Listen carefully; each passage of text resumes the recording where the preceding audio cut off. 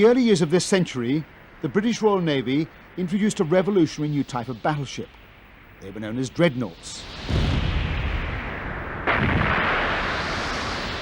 Huge, turbine-powered, ironclad warships with the biggest guns ever to engage in battle on the high seas. They made the Royal Navy the masters of the world's oceans.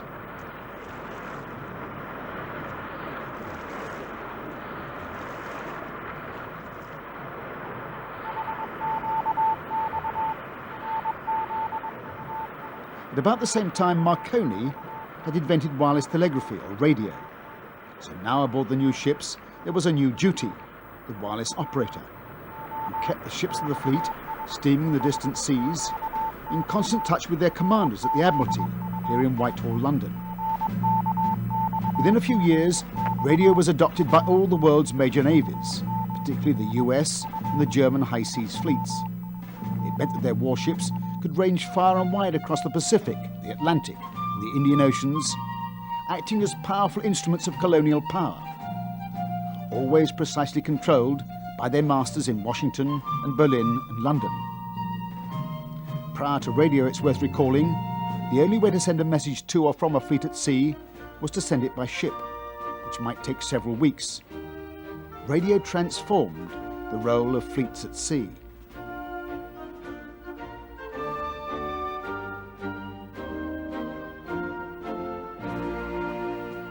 But there was a downside to the use of radio. It posed a grave threat to security. Anybody with a receiver, friend or foe, could pick up the secret signals and read their enemy's intentions.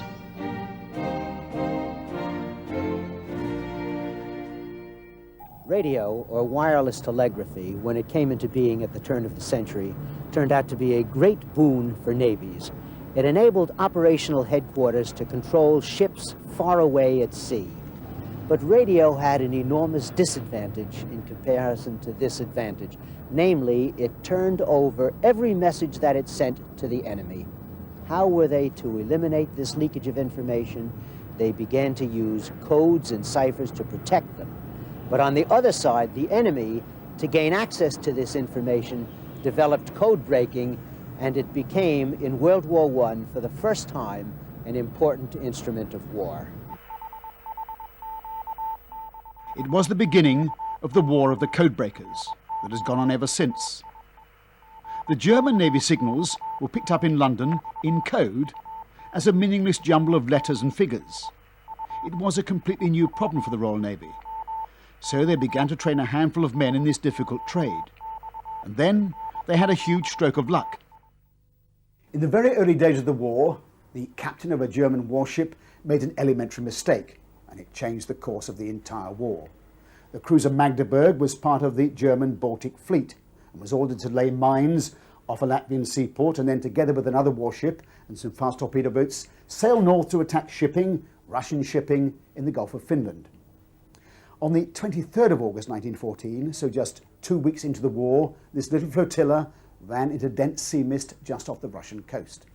Now, the navigator on board the Magdeburg was very confident. He knew his position. He was mistaken. He was just 1 mile off course, but it was enough. In a flat, calm sea, enveloped in sea mist, steaming at 15 knots, the Magdeburg ran aground on the little Russian island of Oldensholm in the mouth of the Gulf of Finland. Its war had come to an untimely end. When the Russians arrived next morning, the Magdeburg lay high and dry. The captain and crew had made desperate attempts to scuttle the warship and destroy all secret documents. But very rapidly, Russian Navy divers recovered from the shallow waters around the ill-fated warship a priceless haul, no less than a copy of the principal codebook of the Imperial German Navy.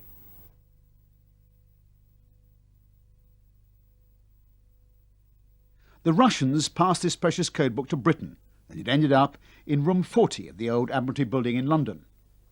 A small group of Navy intelligence officers had been set up by Winston Churchill at the outbreak of the war. And from this small beginning, room 40 was to become one of the most vital sources of intelligence in the devious history of codebreaking. Now, the Magdeburg codebook had no less than 34,000 groups made up of letters or figures, each of which represented key words or actions. So, for example, When the group ODI was sent by radio, it meant action stations. When the group GUK was sent, again by radio, it meant ram the enemy flagship. I doubt if that was used very often. But remarkably, despite the fate of the Magdeburg and the very real possibility that codes had been compromised, they remained unchanged. It meant essentially giving the British a dictionary to enable them to read secret German naval commands and orders. It meant that British intelligence often knew about German naval intentions at the same time as the German naval captains themselves.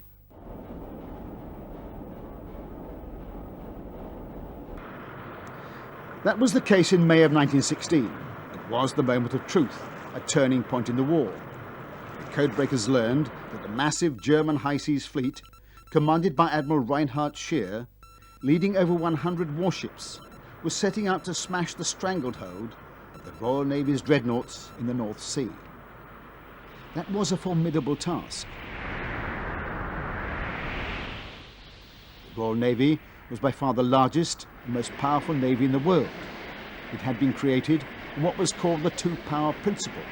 It had to be greater than any two foreign navies combined. Moreover, it was at the cutting edge of technology. It had made the transition from slow lumbering battleships to the fast turbine-powered dreadnoughts. The mighty fleet lay secure in deep and heavily protected anchorages along Britain's northeastern coast, and there was no doubt about its toughness. Life for naval crews was harsh in the extreme, and discipline was severe. In that respect, little had changed since Nelson's day.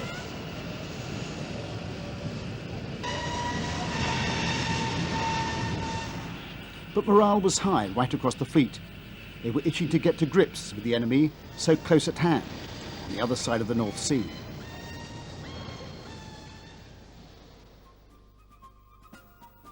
However, there was one major question mark.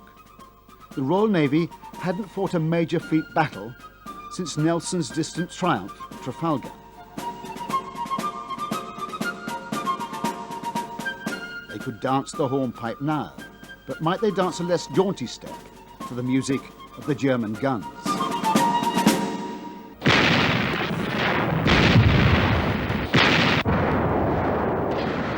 Germany was being starved into submission by the blockade in the North Sea set up by the British Royal Navy.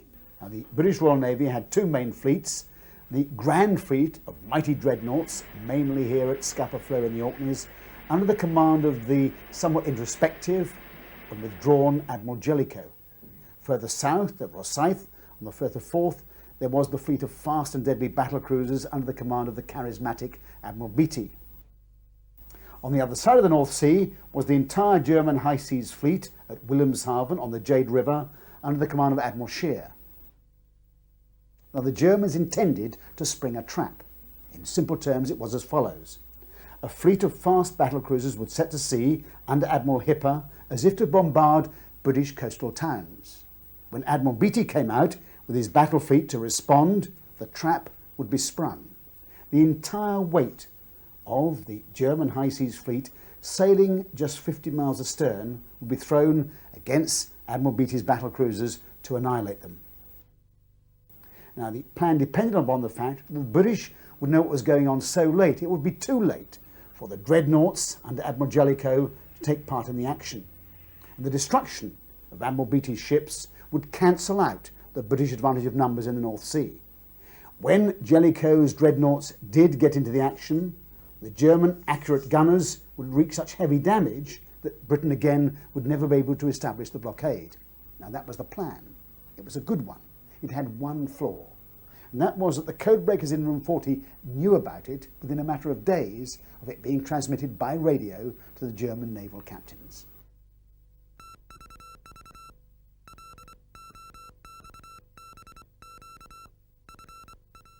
On the 29th of May 1916, Room 40 was able to advise the Chief of War Staff, Vice Admiral Sir Henry Oliver, that the German high seas fleet was about to put to sea.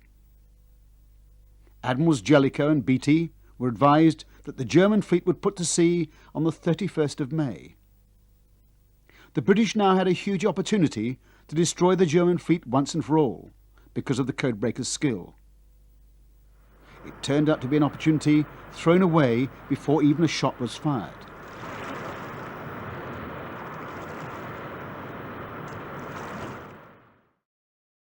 The coded call sign of the German flagship was DK. However, when the flagship left harbour, the call sign DK was assigned to a shore-based radio station, and the battleship adopted a totally different secret call sign. All this was done in order to confuse the British eavesdroppers. But the British codebreakers were not deceived.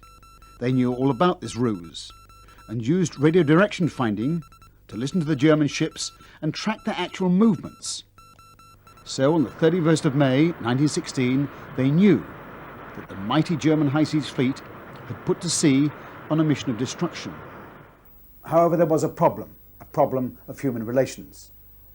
The senior naval officers at the British Admiralty had a very low regard indeed, to put it no stronger, for the junior naval officers and the civilians even who fought their war in Room 40 with bits of paper and codebooks. So when on that fateful day in May 1916 a senior naval commander came to Room 40 to ask the key question, what is the location of call sign DK, he was given the technically correct answer, DK is still on the Jade River. Relations between the naval officers and the codebreakers were so bad that no other questions were asked, no other information was volunteered, to the effect, of course, that the ships themselves were now on the high seas and racing towards the British shore. In that single moment, the massive codebreaking advantage was thrown away, and what followed was a chapter of disasters and missed opportunities. Believing that the Germans were still in harbour, Admiral Jellicoe steamed his grand fleet from the Firth of Forth and Scapa Flow at economical speed to conserve fuel, as he awaited news of the German fleet setting sail, before speeding to link up with Admiral Beatty's heavy cruisers which had sailed from Rosyth. Meanwhile, Beatty was amazed to discover that afternoon that he'd steamed almost into the guns of the advance guard of the German battleships. Beatty turned north to draw the German fleet onto Jellicoe's guns.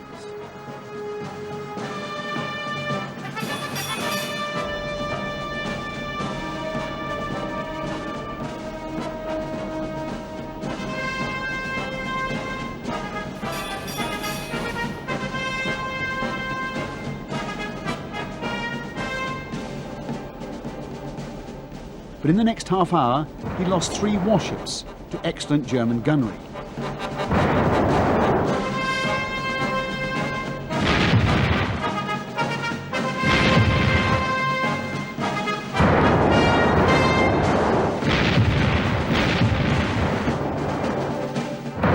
The Indefatigable, the Queen Mary, and the Invincible, when the magazine was hit, which blew the ship to pieces. She sank with all hands. This was the cause of Admiral Beatty's celebrated remark to his flag lieutenant, "There's something wrong with our bloody ships, Chatfield." As night fell, the frustrated British commanders searched for the elusive German fleet without success.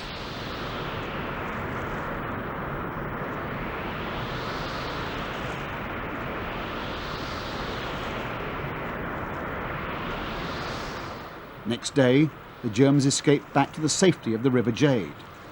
The Battle of Jutland, the first and the last engagement between these mighty dreadnought ships, was over. The Royal Navy lost 3 battle cruisers, 3 cruisers, 8 destroyers, and 6,274 officers and men. The German losses were lighter: 1 battleship, 1 cruiser, 4 light cruisers, 5 destroyers, and just 2,545 officers and men. It was a tactical defeat for the Royal Navy, but it was also a strategic victory. The High Seas Fleet never sailed from the River Jade again, except when it surrendered in 1918. The Battle of Jutland was an object lesson. Intelligence, however good, is only a means to an end, not an end in itself. If all the codebreakers' intercepts had been acted on promptly and relied on by the admirals at sea, the outcome could have been very different. Winston Churchill described Admiral Jellicoe as the only man on either side who could have lost the war in an afternoon. Without the codebreakers of Room 40, he could well have done so. When the British ships returned to harbour with their wounded, there was no triumphal welcome. The British public and the press demanded a scapegoat, it could only be Jellicoe. The quiet, grey little man had always held himself remote from press and publicity. Within 6 months of the battle, he was moved away from his beloved Dreadnoughts to a desk at the Admiralty. His place was taken by the dashing Admiral Beatty, ironically the man who'd lost most men and most battleships in the brief skirmish, but also the man who, rightly or wrongly, had won the highest praise. But with the Battle of Jutland lost, the war slipped deeper into stalemate, with millions of men trapped in trenches facing each other across the battle-scarred mud of northern France.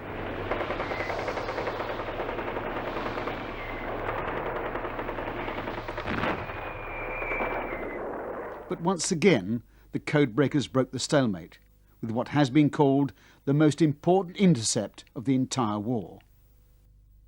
It came from an unusual source.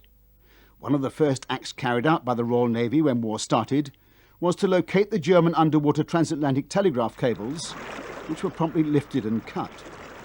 That immediately forced Germany to use radio for its transatlantic messages, which the British eavesdroppers in London could intercept. However, beneath the streets of Edwardian London, there were still the cables of neutral Sweden and America. Top secret German messages were sent on them. Although it broke all international conventions, the codebreakers tapped into these cables. On Wednesday, the 17th of January 1917, they struck pure gold. Blinker Hall, the British officer in charge of Room 40, described the event afterwards. "I'm not likely to forget that Wednesday morning. There was the usual docket of papers to be gone through on my arrival at the office. I was still working on them when at about 10:30 de Grey came in. He seemed excited.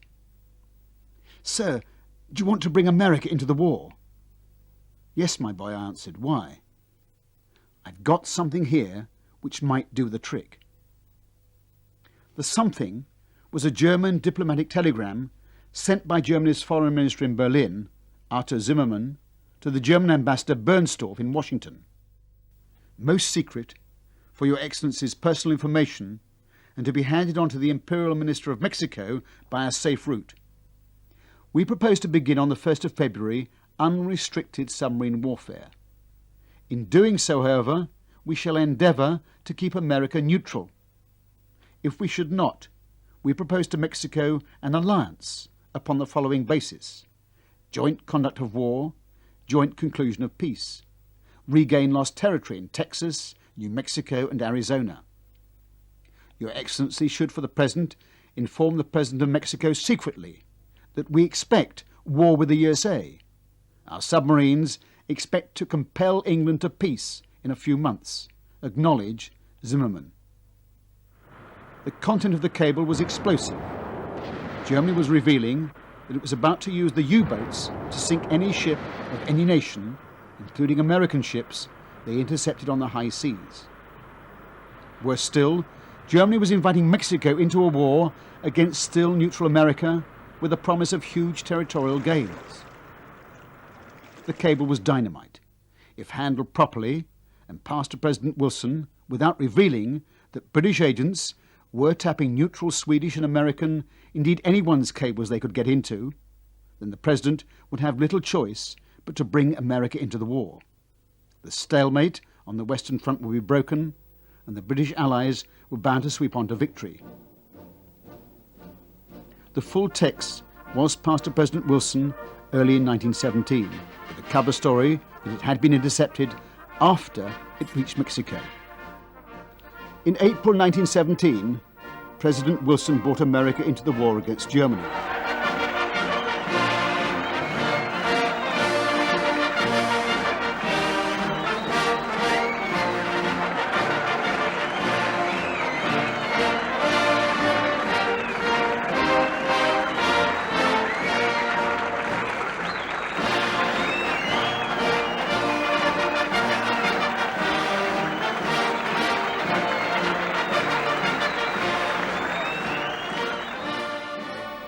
The result was decisive.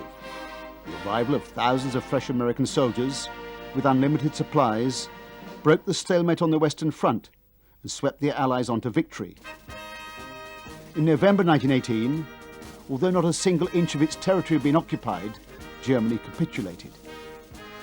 It brought to an end what had been the most violent war in all of human history. The blunders of the politicians and the generals had led to the destruction of an entire generation of British, French and German youth in the mud of northern France.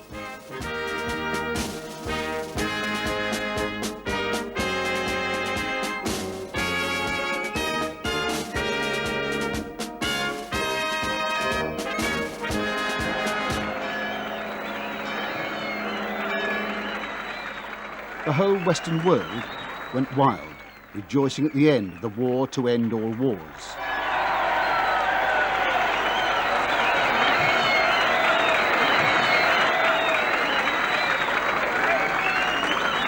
The codebreakers had proved to be the decisive secret weapon.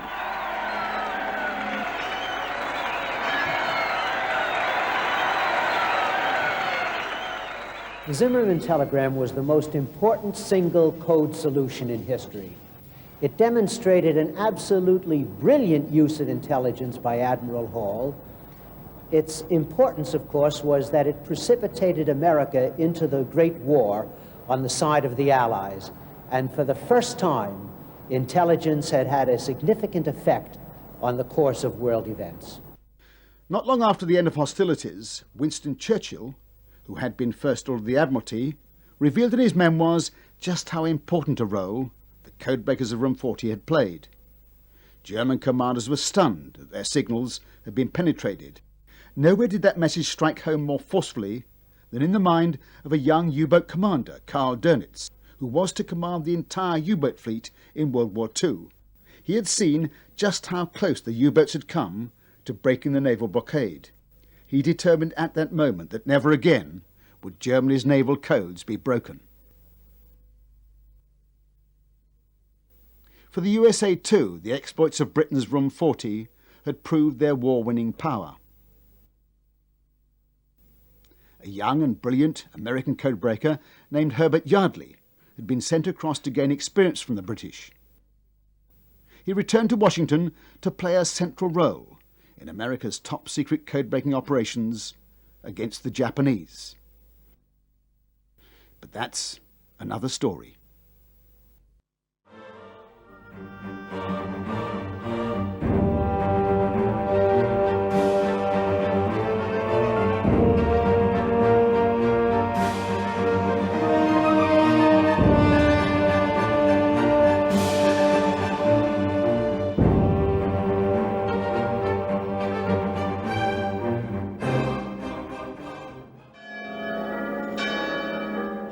The war to end all wars had run its course.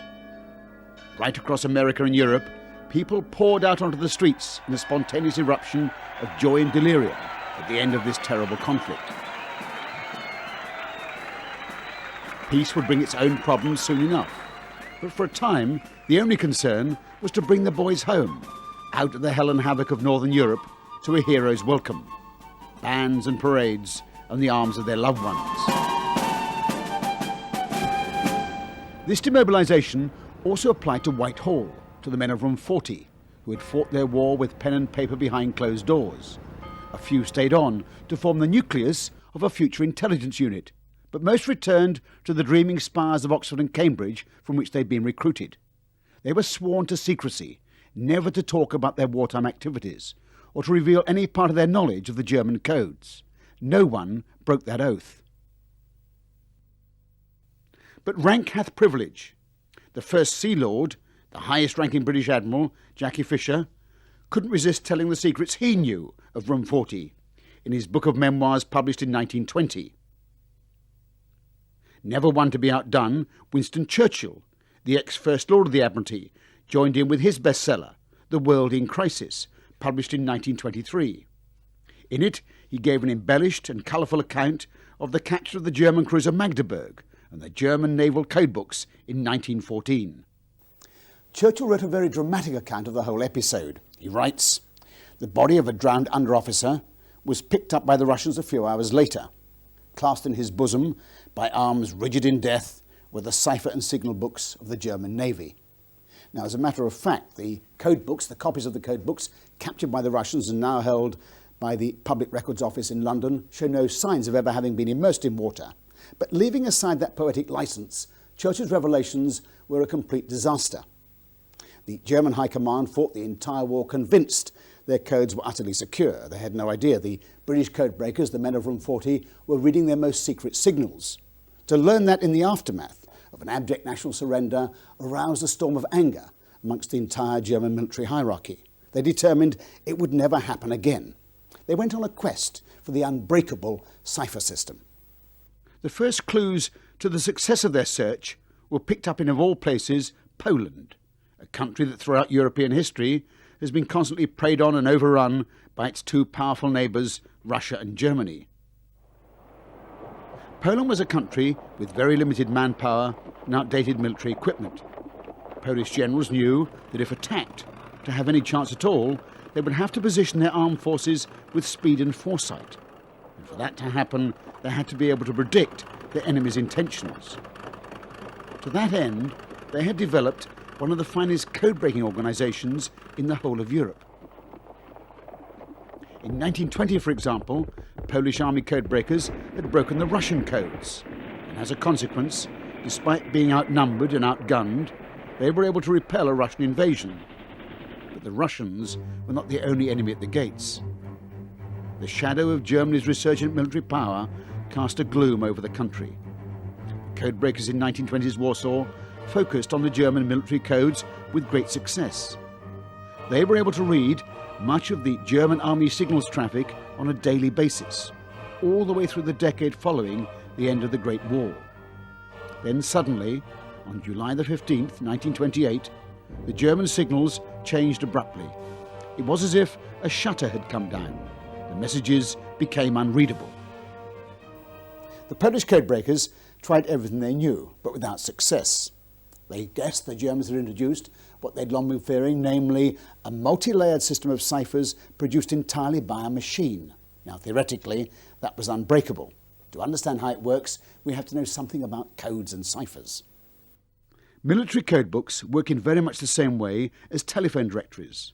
Thousands of ordinary words and phrases are replaced by groups of numbers or letters that in themselves are meaningless. You can only read the encoded message if you have the codebook to look up the groups to find out what they represent. So every single unit of an army or air force has to have the codebook. The weakness with codes is if just one codebook falls into the hands of the enemy, they can immediately decode every message they intercept. Ciphers are totally different from codes and much, much harder to crack because they work on the basis of replacing every single letter of every word with a substitute letter or figure. You replace the normal alphabet with what's called a cipher alphabet. Roman commanders like Julius Caesar, for example, often sent their reports to Rome in simple transposition ciphers, where the normal alphabet is displaced by, say, 5 letters, to create what is known as the cipher alphabet, in which the message is written. In the 30s, many army commands on manoeuvres use cipher alphabets based on so-called keywords, normally words that are easy to remember so they don't have to be written down. They can be changed every day or even more frequently by word of mouth, without a vulnerable piece of paper being sent out. So here, for example, the keyword is Achtung. The letter H is therefore represented in the cipher alphabet by the letter A. But if any of these simple ciphers were used for secret military commands, they would be broken in a matter of minutes by professional codebreakers. What the German High Command was looking for was an unbreakable system. A system that might create thousands or even millions of cipher alphabets, one laid on top of another, so that the codebreakers might never untangle its complexities. And even if they did, it would all be far too late to be of use. In the 1920s, a machine had been invented in Germany that could do just that. It was given the name Enigma, which means an unbreakable puzzle. There had never been anything like it before in the realm of codes and ciphers. The power of the Enigma machine lay in the maze of electrical wiring inside the rotor wheels. The rotors were made of discs of insulating material with a ring of 26 contacts around the rim. Each letter was wired through to a different letter on the other side, and the three rotors were each wired completely differently. They were also geared in such a way that when one rotor had moved through 26 positions, the next wheel was nudged forward one letter. But it didn't end there. An end disk reflected the electrical signal back through the rotor wheels in a totally different alphabetical pathway. Then on the front of the machine they added a plug board to further complicate the circuitry. These devices multiplied the potential cipher alphabets available to several millions. So when the operator pressed the letter A on the keyboard, an electrical current flowed through the complex maze of wiring in the plug board and the rotor wheels to light up the code letter on the illuminated panel. At the battlefront, the operator removed the rotor wheels and shuffled them several times a day, initially from a group of 5, later on from no less than 8 wheels. So Enigma's great strength was that even if a machine were captured by the enemy, it was virtually useless unless they knew precisely which rotors were being used, in which order, and at what settings. This is an actual German Enigma cipher machine. The keyboard, which was used to put in the letters, and an illuminable panel here, which the output letters would show up on as you encipher the message. And of course, I must make clear that if I'm putting a message into code using an Enigma machine, the person who's receiving this message must have an identical Enigma machine, identically set up to take the message out of code. To put a message into Enigma cipher, the Enigma operator first had to choose 3 code wheels from the 8 later on that were available, put these wheels on their shaft in a particular order, then put the wheels into the machine, add these so-called plugs to a particular position, also prearranged, close the cover, and then begin, sometimes after some additional complications, begin enciphering by pressing letters of the message on the keyboard. The Polish codebreakers were at their wits' end. By a remarkable series of cloak and dagger operations, they managed to obtain early versions of the Enigma machine, so at least they understood the principles on which it worked.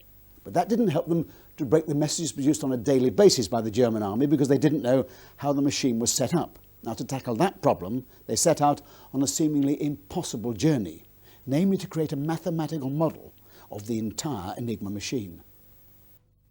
They recruited a brilliant group of 3 young German-speaking mathematicians from Poznan University. Jerzy Rosiecki, who was noted for his remarkable flashes of inspiration, and Henryk Segalski and Marian Rajoyski, both extremely gifted analysts. These men were the pioneers in a battle to solve the puzzle of Enigma that would go on for the next 15 years and involve some of the finest brains in the world. The Polish trio began the fearsome task of constructing a mathematical model of the military Enigma rotor wiring. By 1931, the Poles had made some progress, but then there was an offer of help from the least expected source, from Germany itself. The offer came via this man, Captain Gustave Bertrand, of the French Service Renseignement, or military intelligence. In 1932, a German had walked into his office offering to sell his services as a spy. Now, Bertrand knew only too well that in the long history of espionage there were remarkably few walk-ins, as they were called, and they seemed to come in 2 categories, either those wanting to exploit their position for money, or, far more dangerously, those intent upon working as double agents, spies working for both sides. He had to know as soon as possible which category this man fitted into. This is the man Bertrand saw. He gave himself the gloomy codename of Arsche, or Ashes, and very quickly he made his intentions clear. Arsche told Bertrand he had access to highly classified documents, which he wished to trade for cash. There followed a series of meetings in several cities throughout Europe. The material Arsche supplied was high grade, but on a certain date in 1932, he produced one of the highest classified documents ever traded in the entire history of espionage, nothing less than the complete instruction manual for the field operation of the German Army Enigma machine. Arsche was paid the princely sum of 10,000 German marks, about $1 million at today's values, for this priceless document. Now, French intelligence had been working very closely with the Poles on this crucial problem of Enigma. At that time, British codebreakers didn't work with anyone on these matters, perhaps because they regarded themselves already as being the best codebreakers in the world. But they paid very dearly for their pride. A copy of this priceless German manual was sent immediately to Warsaw in the diplomatic bag. British codebreakers did not receive a copy. With the aid of the manuals which Usher had provided, the Poles were able at last to make progress. They began to crack some Enigma encrypted messages. They even created a truly revolutionary machine, a sort of primitive counting machine that was able to spin through the possible key positions of the Enigma rotors in hours, instead of the days and weeks it would have taken Polish codebreakers to do it manually. But time was running out. Hitler was impatient. The Germans entered the Sudetenland, part of Czechoslovakia, on the pretext of a request from its German-speaking population.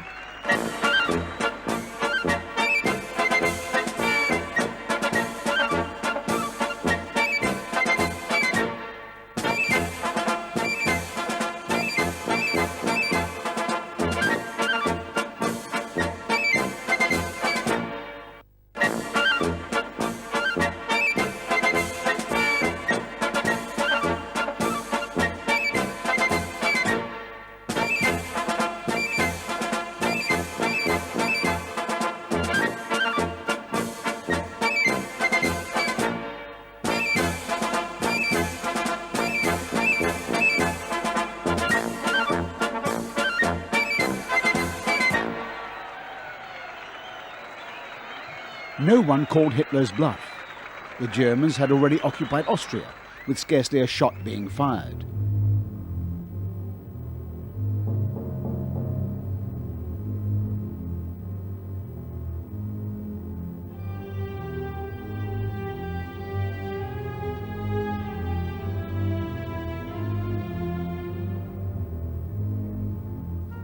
Neville Chamberlain, the British Prime Minister, flew to Hitler's mountain retreat at Berchtesgaden in the German Alps in a desperate attempt to craft a peace, even a phony peace.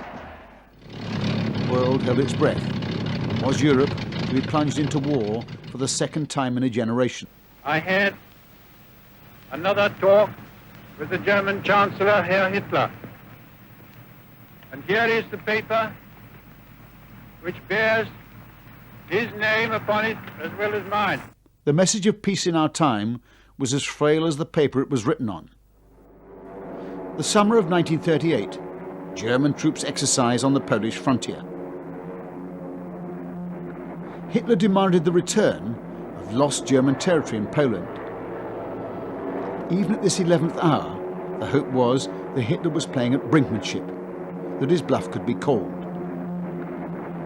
The brilliant Polish codebreakers sweated for every last scrap of information that would reveal his true intentions. Then suddenly, on the 15th of December 1938, their world went black again. They could no longer read the torrent of Enigma messages sent to German troops on their very borders. The Germans had simply exploited the fiendish power of the Enigma machine. They'd added 2 more rotors. So now operators in the field could choose at random any 3 rotor wheels from this package of 5. This was an immense increase in complexity, and it was also the end of the road for the Polish codebreakers. They just had time to pass on their knowledge and their methods to French and British intelligence before the lightning struck.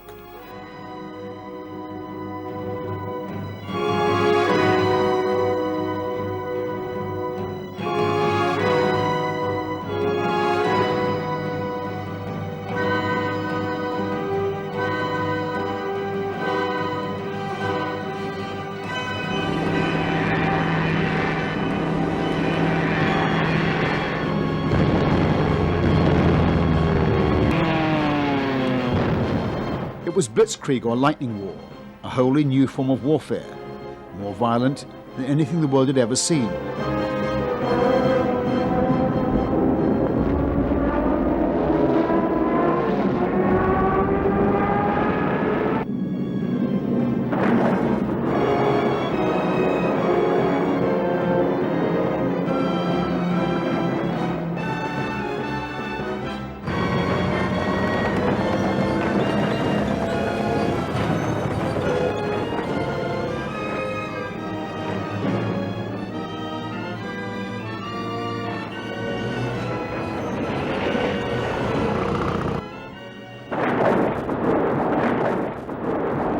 planes and tanks and motorised infantry falling upon the enemy in a series of irresistible hammer blows, sweeping all before them, giving no time for the opposing forces to regroup or gather their senses. They were simply wiped out or swept aside.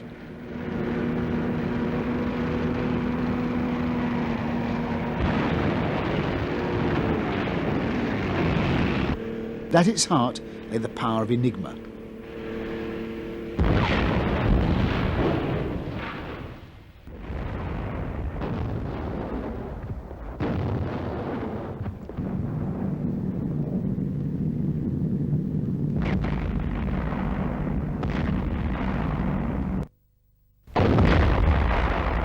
The bombers, tanks and infantry units were all closely coordinated by a constant flow of messages and position reports, wrapped in the secret Enigma ciphers. The enemy was blind and had no knowledge of where the next blow would fall.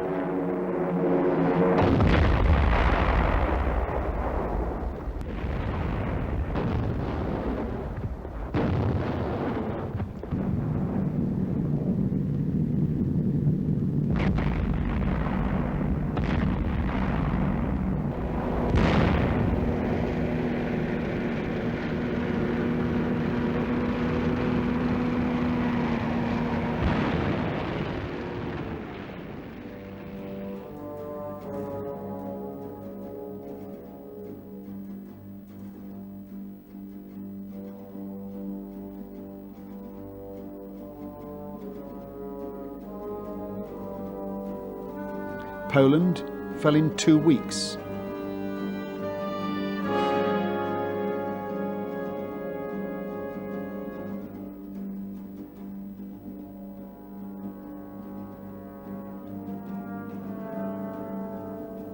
Then the Low Countries in a matter of days.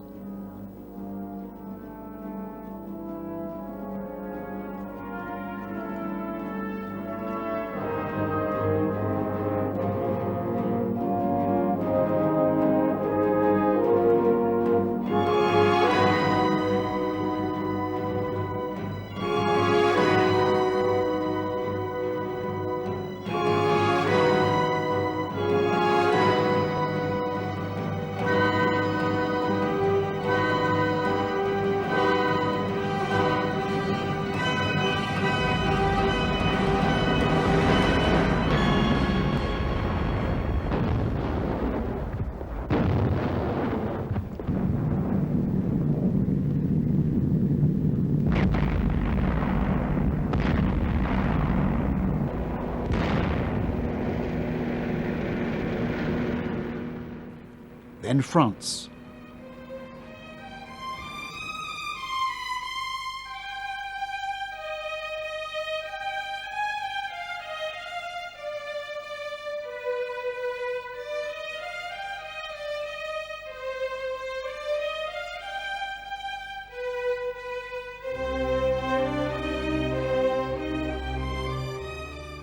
Across the land, where their fathers had lain mired in mud for years on end, the German tanks now raced at breakneck speed, sweeping all before them.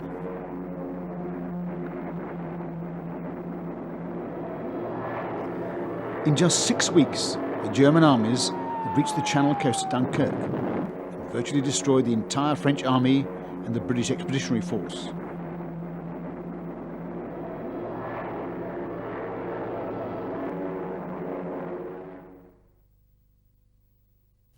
It was a devastating display of military power, coordinated by a seemingly impenetrable cipher system. It seemed invincible, unstoppable.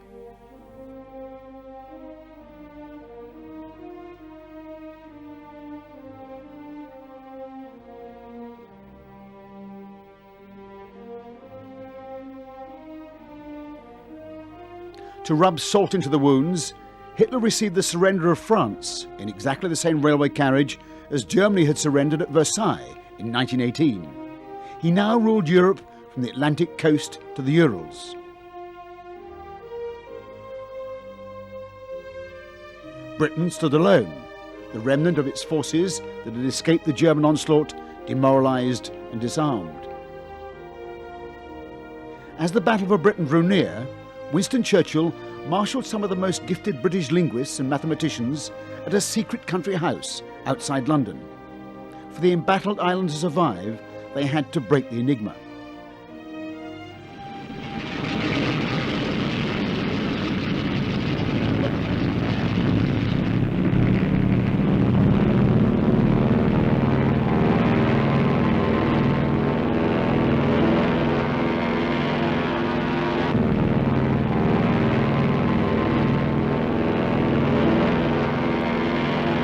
The Battle of France was over. The Battle of Enigma had begun. A battle the codebreakers had to win.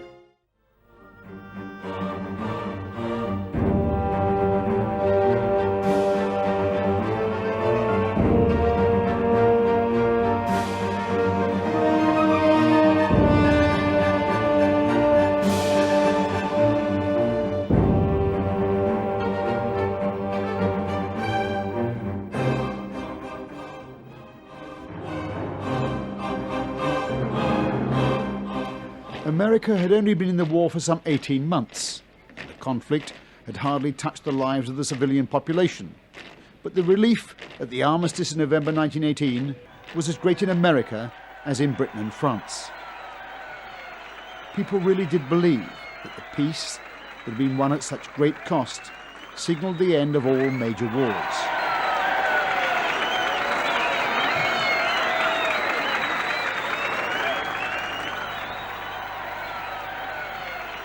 President Wilson led the move to set up a League of Nations to cement the peace, and disarmament became the political watchword, with Britain and the United States in the forefront. In November 1921, they convened in Washington an international disarmament conference. Delegates came from all over the world, including Japan, at that time an ally. The focus of the conference was naval strength, the major weapon of all the imperial powers in extending their influence around the world. The object of the conference was the signing of a five-power treaty, which would define precisely the tonnage allowed to the world's navies, the most important being the Royal Navy of Great Britain, the US Navy, and the Imperial Navy of Japan. The British and the US were agreed they would get an equal tonnage of warships. The Japanese delegation were under strict instructions from their government to get as close as possible to parity with the US and UK naval forces as a full ally. This was a major power play for the US. The unwritten agenda for the conference was that they were determined to limit the size of the Japanese fleet in the Pacific, where Japan, ostensibly an ally, was already threatening US supremacy. So this was one the US State Department couldn't afford to lose, and they decided to play it dirty. First by persuading the US cable companies to pass on copies of the secret Japanese telegrams coming from Tokyo, and then to try to break the Japanese codes and so learn their intentions. The problem was there was no Japanese-speaking codebreaker in America, indeed no official codebreaking unit. So they called in Herbert Yardley. Yardley was a brilliant, intuitive codebreaker. He served as a major in the US Army and had been sent to Europe during the war to see the work of the British codebreakers. On his return, he was set up in a completely secret black chamber, as it was called, unknown even to the President, to break foreign diplomatic codes, including those of the US allies. It was housed in a modest little brownstone house on East 37th Street in New York, paid for by a secret slush fund, set up by the US State Department and the Department of Military Intelligence. The intercepted cables from Tokyo to the delegation in Washington ended up on Yardley's desk. But Yardley couldn't read Japanese and had no prior knowledge of Japanese encoding systems. He was starting from scratch, and he had to crack the messages within a matter of days if it was to serve any purpose. In a quite remarkable display of code-breaking genius, working round the clock, Yardley broke the Japanese codes.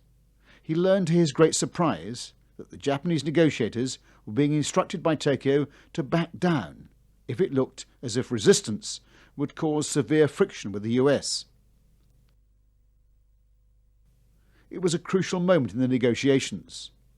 With the prior knowledge of their willingness to concede, the US and Britain were able to force the Japanese to accept a tonnage limitation set at only half the UK and US fleet levels.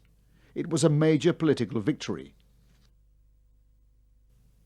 The Japanese delegation left the conference shattered at their defeat, but not for a moment suspecting that their high-grade diplomatic codes had been penetrated.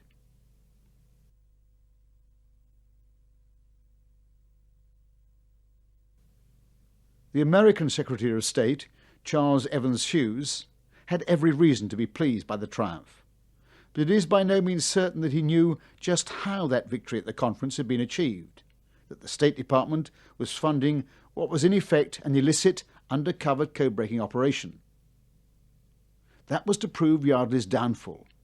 He might have expected to be discreetly rewarded for his remarkable achievement. Instead, when Henry Stimson became Secretary of State for President Hoover and discovered the existence of Yardley's black chamber, he immediately closed it down with the famous, if naive observation, "Gentlemen, do not read each other's mail." Yardley was in some difficulty. Because he'd been paid out of a slush fund, officially he didn't exist, so there was no pension. It was 1929, Wall Street had crashed, millions of Americans were out of work. Yardley had a wife and young son to support and no prospects. He decided to write a book about his exploits, and it was dynamite.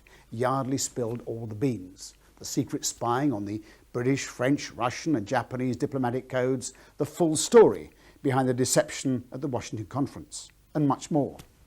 To make matters worse, the book was serialized in the popular Saturday Evening Post and became a raging bestseller. In Japan, it caused outrage. Their nation had been made to lose face on the international stage, and the outcome was inevitable. The Japanese, like the Germans, began to investigate codes that they believed to be unbreakable, codes created by machines. Yardley was never to work again as a codebreaker for the United States, and he died in obscurity in 1958. Belatedly, he was offered some official recognition when he was buried with full military honours at the Arlington Cemetery. But his standing as a remarkable codebreaker remains secure.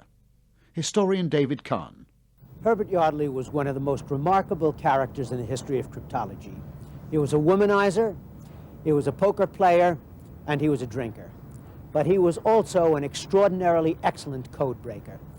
And even though toward the middle of his life he wrote this book, The American Black Chamber, which revealed too many American code-breaking secrets, nevertheless, his activity in breaking the Japanese naval code and diplomatic code at the time of the Washington Disarmament Conference proved an enormous boon to the United States. It enabled us to gain naval superiority over Japan, substantial naval superiority, which proved of great value during World War II. But just as Yardley's career was drawing to an end, another remarkable codebreaker was emerging from the shadows at a time of America's greatest need. If Yardley's greatest strengths were his superb flair and intuition, his successor relied upon the keenest mathematical analysis. He is now regarded as the greatest codebreaker of the pre-computer age. His name, William Friedman. He was hired by the US Army to replace the sacked Herbert Yardley. It was a decision that would change the course of world history. Friedman and his young bride Elizabeth, whom he married in 1920, were both codebreakers. Elizabeth worked for a government agency trying to stop the activities of the bootleggers during the Prohibition years. She had some success. She managed to break the codes they used to arrange pick-up points to transfer booze from Canada and Latin America. Due to Elizabeth Friedman's efforts, many shipments were intercepted and dealt with in a very simple and effective way. They were smashed. It must have been a risky business, with gangsters like Al Capone involved. To what extent William Friedman helped his wife in the solution of the bootlegger ciphers is not known, but as a family they took code-breaking to very unusual lengths. Progressive dinners. They'd have progressive dinners in which codes were an essential part. And couples would come and they'd be split up, husband from wife, and sort of moved around to kind of equalize the teams, and they'd be given a sheet, and on the sheet were a succession of codes, and I imagine that they got more difficult as they went along, but you'd have to solve the first message to find out the restaurant to go to for the first course, and so on through the meal, and then the first couple back to the house would win some kind of a small prize or something like that. And people really enjoyed those parties and came to them with relish. William Friedman believed strongly that with the growing complexity of its international relations, America had to develop a powerful and permanent code-breaking unit. So he began to train young mathematicians in the art and science of cryptanalysis, a word that he himself coined. One of the original 3 recruits was a young maths teacher from Virginia, Frank Rowlett. Rowlett had gained maximum marks in a civil service entrance exam. Seeing the results, Friedman offered Rowlett a position as cryptanalyst, a word unknown to the young Virginian. The salary offered with this position was $2,000 a year, which was more than both my wife and I were making as school teachers. And we decided that it was worth trying. Also, it had the opportunity of giving each of us a chance to go to Washington, where we never visited. So Rowlett duly reported to Friedman at the old munitions building in Washington. It was during this first exchange with Friedman when he got through inquiring if I had a place to live, and had I been to Washington before, and just sort of simple conversation, that I found an opportunity to ask him what a cryptanalyst was supposed to do. And he said, "You mean you don't know what a cryptanalyst is?" And I said, "I never heard the word before." Then he looked out the window and he said, "Well, that's not strange." He says, "I just invented it." It was 1931, and US Army listening posts were copying coded signals from Japan as the Japanese armies began the ruthless invasion of Manchuria. America realized that these were just the opening moves of a bid to extend Japanese influence right across Southeast Asia.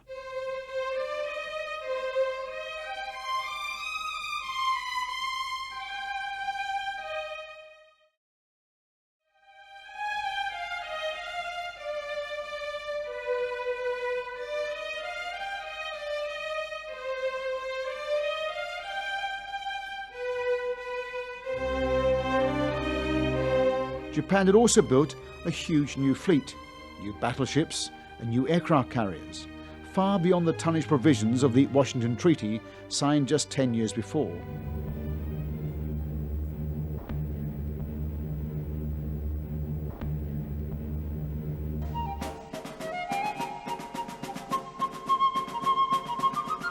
It was becoming clear that Japanese expansionist ambitions were beginning to overshadow US interests in the Pacific, and America too began to extend its Pacific fleet.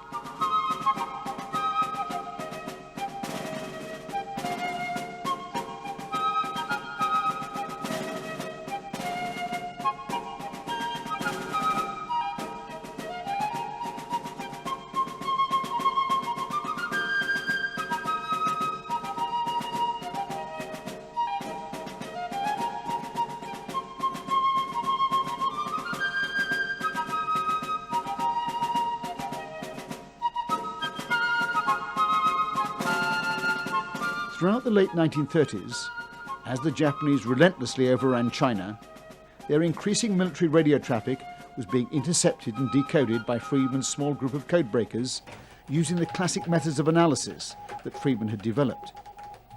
They had penetrated virtually every Japanese coding system. Then, late in 1938, it happened.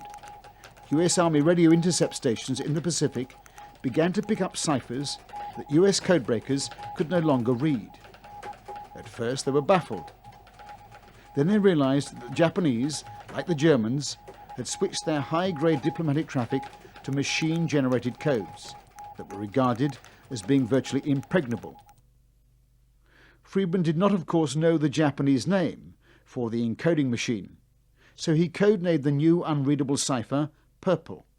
Of course, we were collaborating with the Navy at that time, and both of us were very anxious to get right onto this new machine, this thing that we early on named Purple. Friedman knew that the Purple traffic was vital because it would contain revealing instructions to Japanese embassies around the world. Basically, the whole of Southeast Asia lay exposed. The Philippines, Dutch East Indies, Indochina, Malaya, all weakly garrisoned by peacetime armies, all rich in the two raw materials of which Japan was being starved, rubber and oil. Moreover, America was almost totally unprepared for war, its army and navy ill-trained, its air force virtually non-existent. And as Japan became increasingly belligerent, knowing its immediate intentions became a matter of national urgency. Only the breaking of purple could reveal that intelligence. With his small but now experienced team, Friedman was ordered to concentrate on breaking the seemingly unbreakable Japanese machine codes. They had a mountain to climb. All we had was pen and paper and a calculator. One of these desk type things with 9 rows of keys, 10 columns wide or something like that.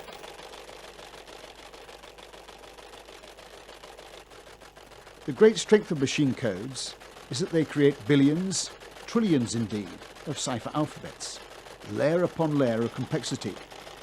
To try to break that with paper and pencil could take literally years.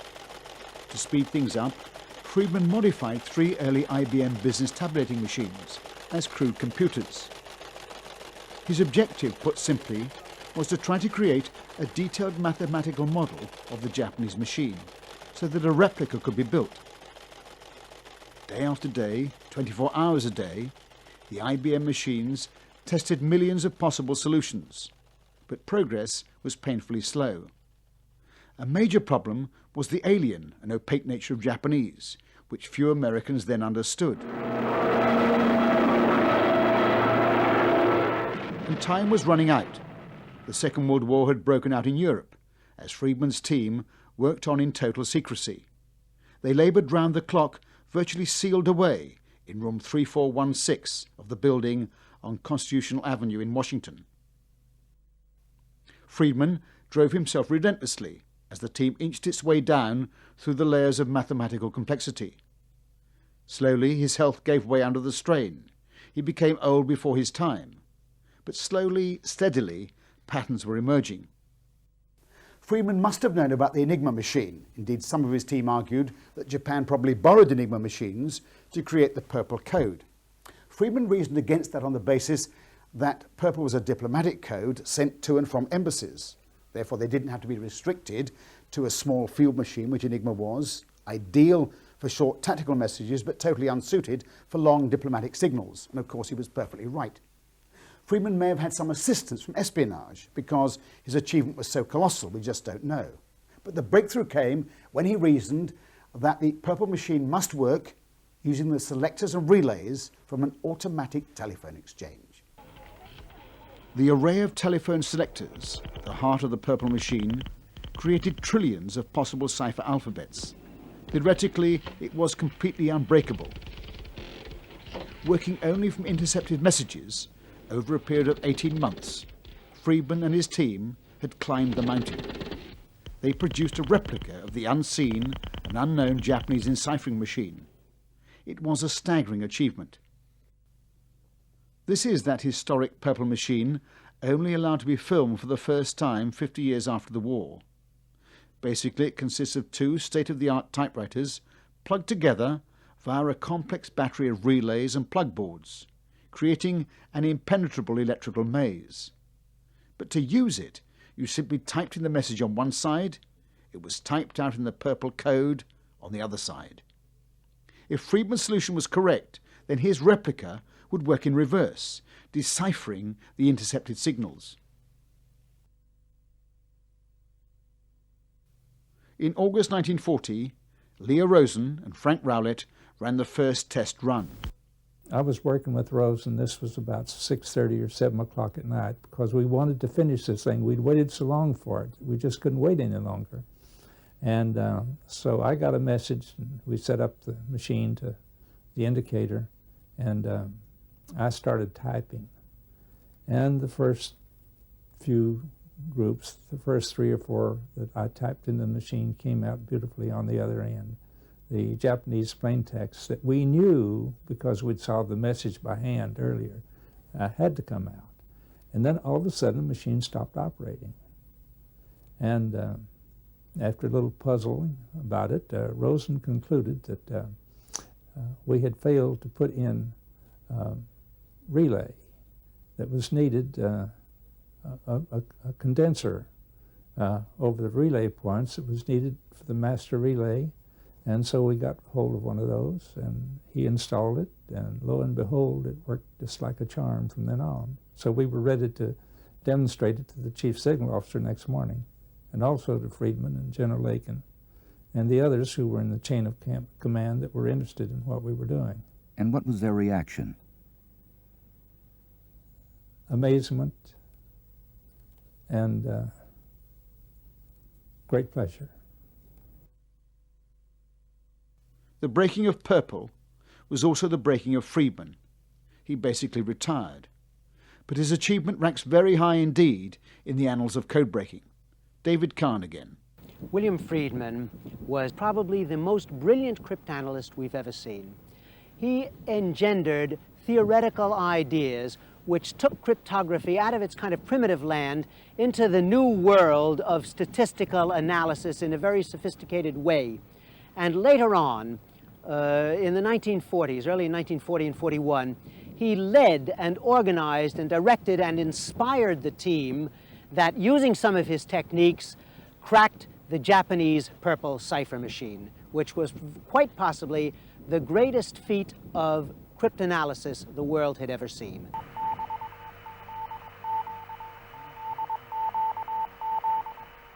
The decoded messages from Purple were given the code name Magic, and they were circulated only to the 10 most senior personnel in the USA, and always by hand, including to the President and the Chiefs of Staff.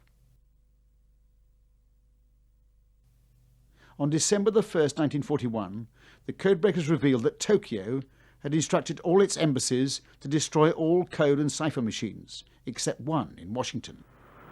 What they didn't know, because of the complete radio silence, was that on November the 25th, a huge Japanese task force had left harbour and sailed east, out into the vastness of the Pacific Ocean. A clock had been set ticking.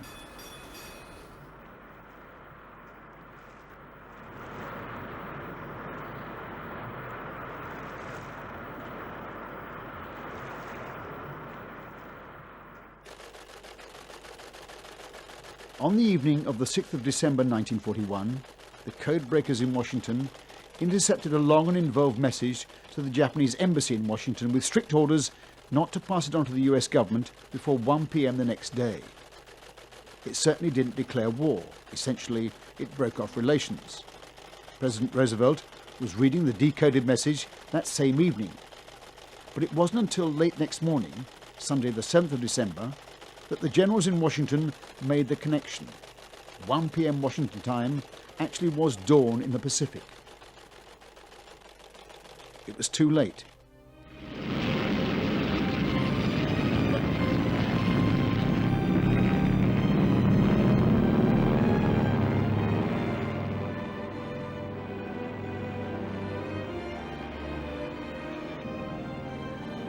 Dawn in the Pacific.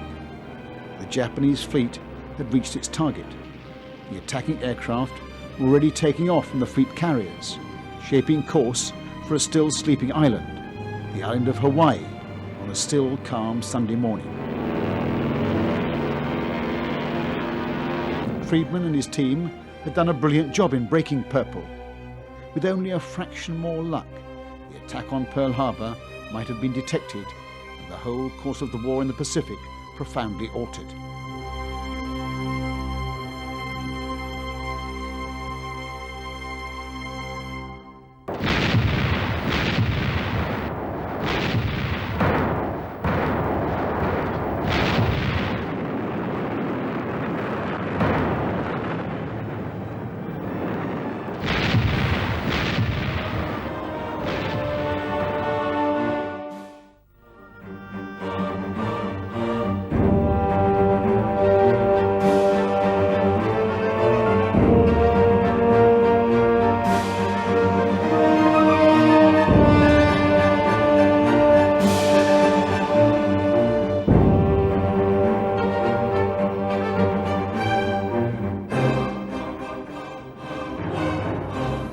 Yesterday, December 7th, 1941,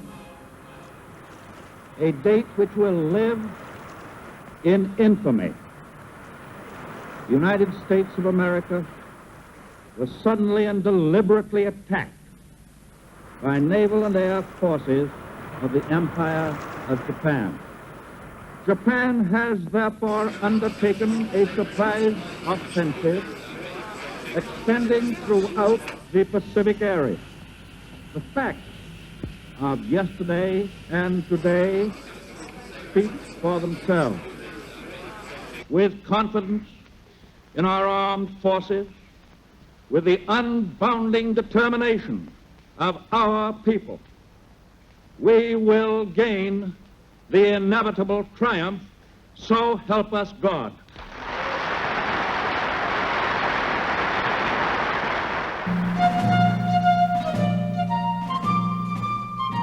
Admiral Yamamoto, the mastermind behind the devastating Pearl Harbor attack, warned the Japanese War Cabinet, "We have woken a sleeping giant." Yamamoto knew that no nation on earth could match the industrial might of the United States.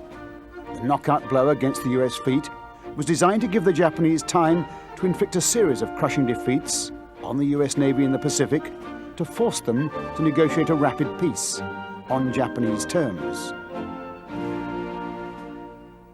Meanwhile, at Pearl Harbor, all too late, the island was now guarded by well-dispersed fighters, fully armed, with pilots strapped in, and ready to take on any Japanese follow-up attack detected by long-range patrols.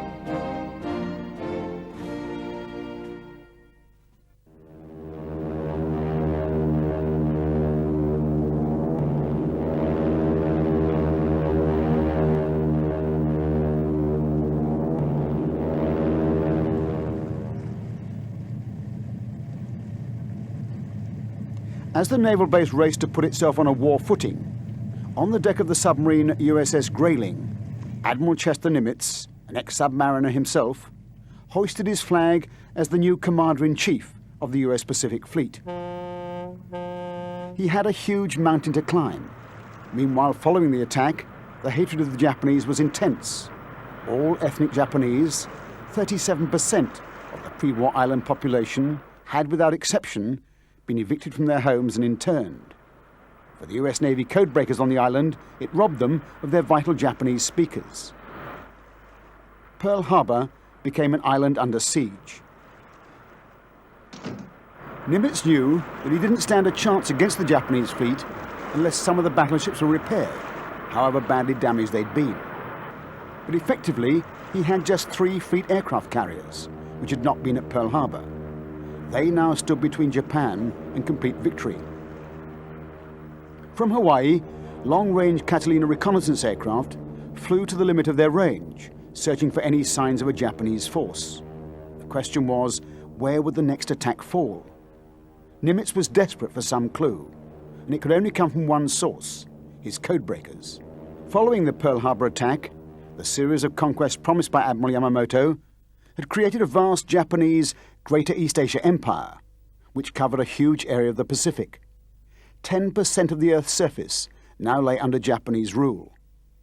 From 160 degrees west, southwards to the Pacific Islands, then westwards through the Coral Sea to menace Australia, and on to New Guinea, Java, Sumatra, northwest to Burma, Malaya, Singapore, and the Indian Ocean.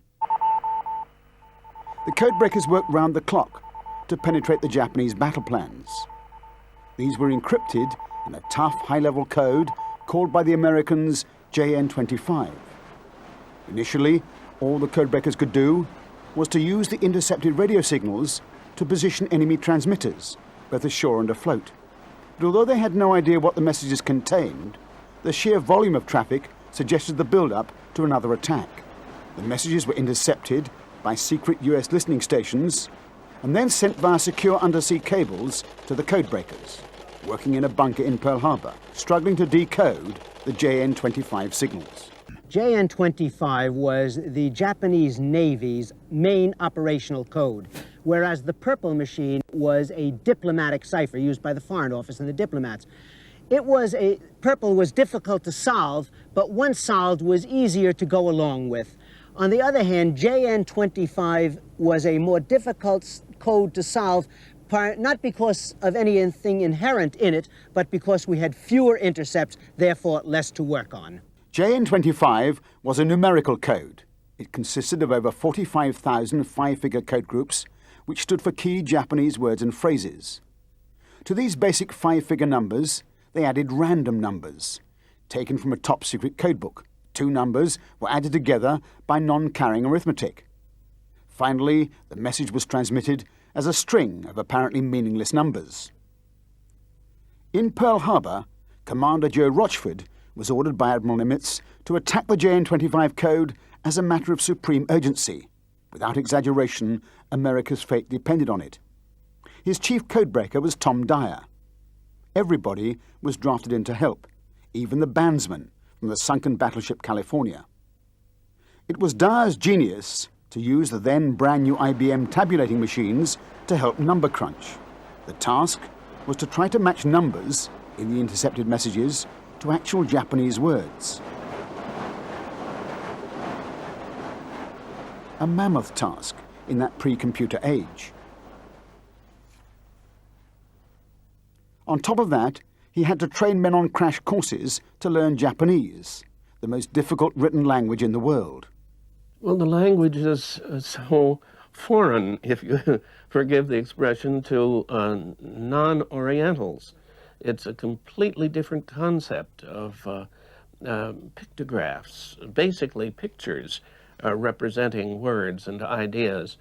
And it's difficult. In order to read a Japanese paper, for example, one should know at least 2,000 and preferably 3,000 characters. Once the concept is achieved, then there's the business, the mechanical memorization of these characters. They can be everything from a simple one-stroke character, the word one is just one stroke, up to characters that have as many as 30 strokes within one character. Very, very complex.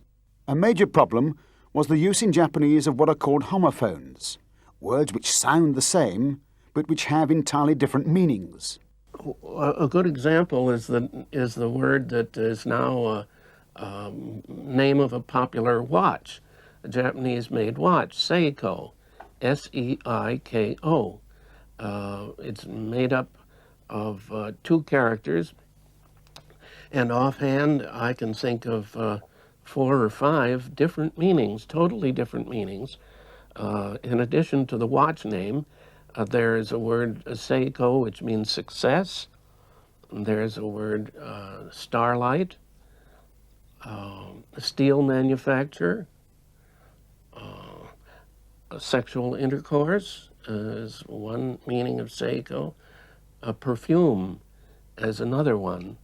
And a resort to a dictionary would yield another 10 or 12 more, totally different characters. By early April 1942, the interception of JN25 signals became a flood. Something was clearly up. At last, after months of round-the-clock effort, they began to read scattered bits of the most secret Japanese signals. By the end of April, the codebreakers at Pearl Harbor were able to reveal to Admiral Nimitz details of a major Japanese attack codenamed MO. It was the invasion of Port Moresby in New Guinea, as a springboard from which to invade Australia itself. Operation MO was, like all Japanese operations, complex. On the 30th of April, the Japanese striking force, with 2 fleet carriers, Zukaku and Shokaku, 2 heavy cruisers, and a number of destroyers, sailed to cover the huge Port Moresby invasion fleet. The Japanese had no idea where any American warships might be. Admiral Nimitz, on the other hand, had from his codebreakers almost the entire Japanese plan for Operation MO. He dared not risk the loss of any more ships, but he had to defend Australia. Eventually, he sent 2 vital aircraft carriers, the Lexington and the Yorktown, screened by 2 cruisers and 7 destroyers. By dawn on the 5th of May, both the US and the Japanese fleets were in the Coral Sea, but neither side knew the location of the other. At first light, the Americans launched search aircraft to try to locate the Japanese ships. as a result of which they found and sank the light carrier Shoho, separated from the main Japanese fleet, the first Japanese loss of the Pacific War. Welcome though that news was, when the pilots returned, the whereabouts of the powerful enemy battle force was still unknown. They could loom over the horizon at any moment. If that happened during a vital refueling operation, it would mean a disaster. And now the Japanese were fully warned that a major American carrier force was loose in the Coral Sea. By the night of the 7th, although the two massive fleets still didn't know the precise location of the other, they were in fact only some 40 miles apart, just a few minutes flying time by attack aircraft. The 8th of May dawned bright and calm. Within hours, search aircraft from both sides located their enemy. The Battle of the Coral Sea commenced. It was the first naval battle in history to be fought entirely by aircraft. 82 US bombers and covering fighters took off from the Lexington and the Yorktown to attack the Japanese ships. But their attack was only a partial success. The two Japanese fleet carriers were fast and well armed. One was bombed but not hit. The second was hit by two bombs which damaged the flight deck and started a fire. But for the American ships, there was disaster.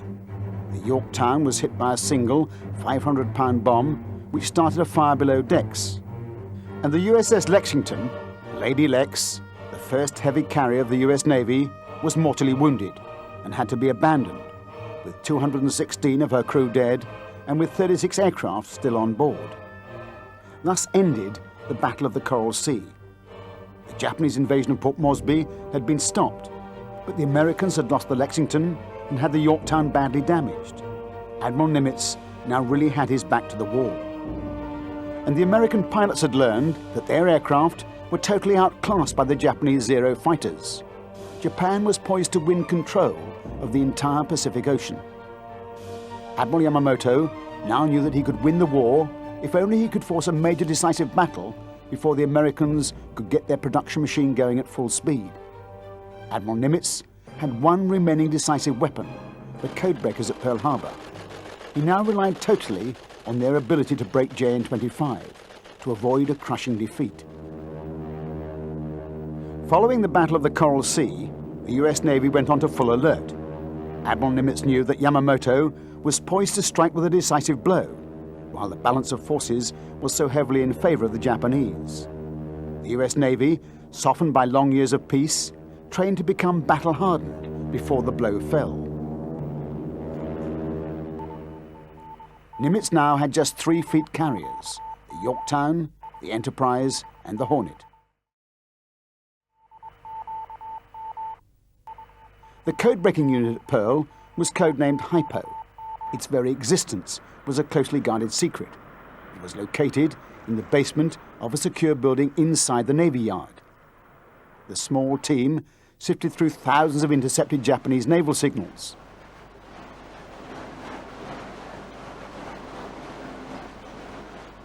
Joe Rochford, the team leader, slaved away night and day, searching for clues. Early in May, they began to put together signs of another major Japanese naval operation, codenamed this time MI. Where was it aimed? Edwin Layton, Rochford's senior intelligence officer, came up with a target identification as simply 2 letters, AF. But where was AF? They had to know. Washington thought that AF was in the Aleutians, 3,000 miles away to the north. Others thought that AF must be Pearl Harbor itself, but Rochford guessed that AF could be Midway Island. He drew up a plan to test his hunch. Midway Island had no independent water source, and they were dependent entirely on a desalinization plant. And he suggested that if a message could be sent from Midway saying that they're short on water, send a tanker full of fresh water, that might cinch it as to the identification of Midway.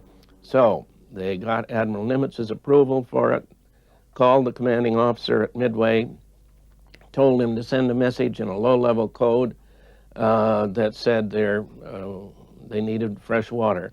And within 2 days, the Japanese had said, AF has a problem. They're short on water. And that was the proof they needed. As a result of this brilliant trap, the garrison on Midway was placed on full alert. But Washington believed firmly that the Japanese had fooled Rochford with the water message, and that the real target for invasion was still the Aleutians, the gateway to the US. But working literally round the clock, Rochford began to uncover what seemed to be the whole of the complex Japanese plan for Operation MI. Nimitz stuck his neck out. He ordered the attack on the Aleutians to be treated as a diversion. He placed his 3 remaining carriers to counter the Japanese Midway invasion fleet, solely on the evidence of his codebreakers. It was a tremendous gamble. If he was wrong, the US would lose the Pacific War. Everything now rested on a handful of American pilots who knew they had to take on the deadly Zero fighters. I was just a young fighter pilot and had been with my squadron only a couple months, but real eager to get out there and have at the Zero.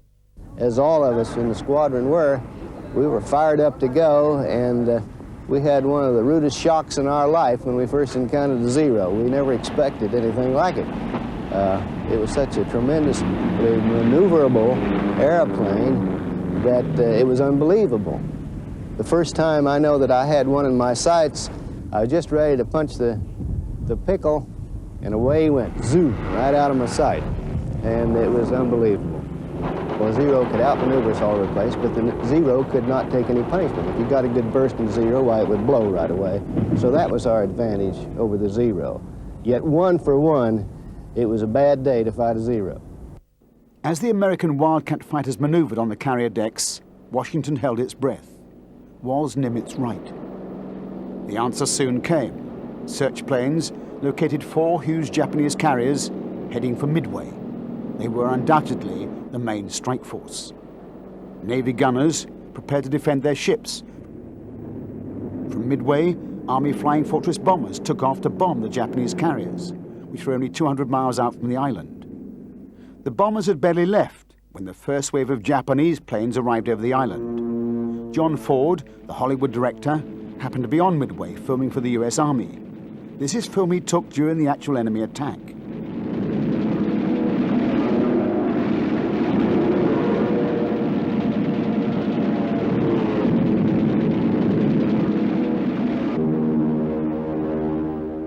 As the battle hotted up, US Marine dive bombers took off from Midway to attack the enemy.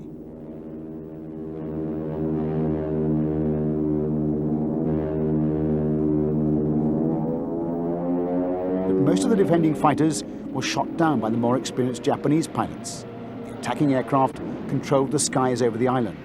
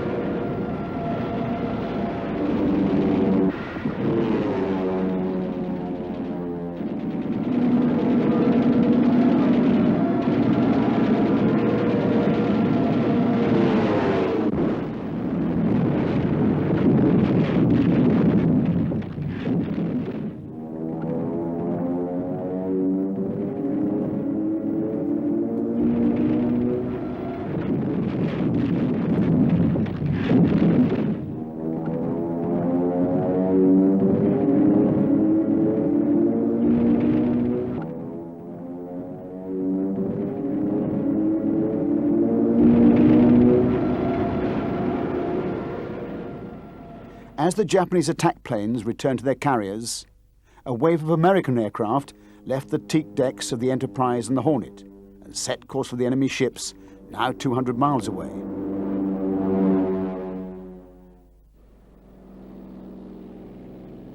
Among the aircraft were 15 torpedo dive bombers who called themselves the Coffin Squadron because of their obsolete aircraft. Every one was to be shot down without scoring a single hit. It was the high noon of the battle.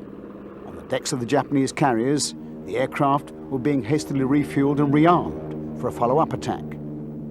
The 15 American torpedo bombers were blasted out of the sky.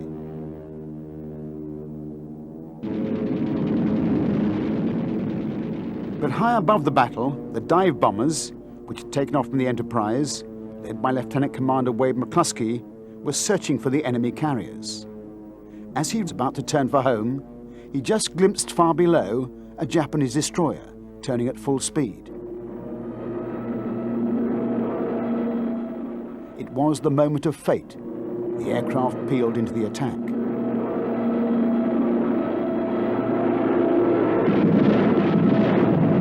The first bomb struck at 10:26, the last at 10:30. In those 4 minutes, 4 Japanese fleet carriers were fatally hit and set alight. They were all to sink. The Battle of Midway, indeed the whole Pacific War, was turned. Never in the history of war has there been such a rapid change of fortune. One Japanese carrier, the Hiryu, was not attacked, and her torpedo aircraft set upon the American carriers.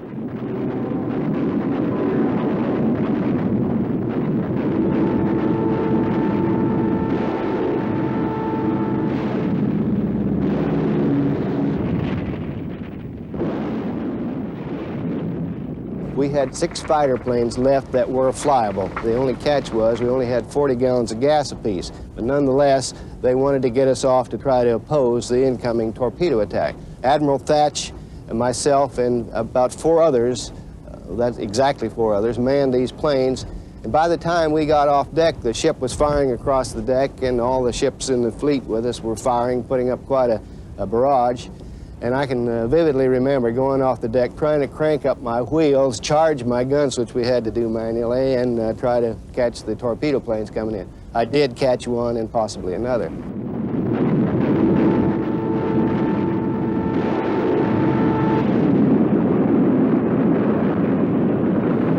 I saw her get hit. I saw the torpedoes hit her, and there was no way, of course, to land back aboard, and so ended up landing on the Enterprise, which is about 40 miles away. And very happy to get aboard with very few gallons of gasoline left.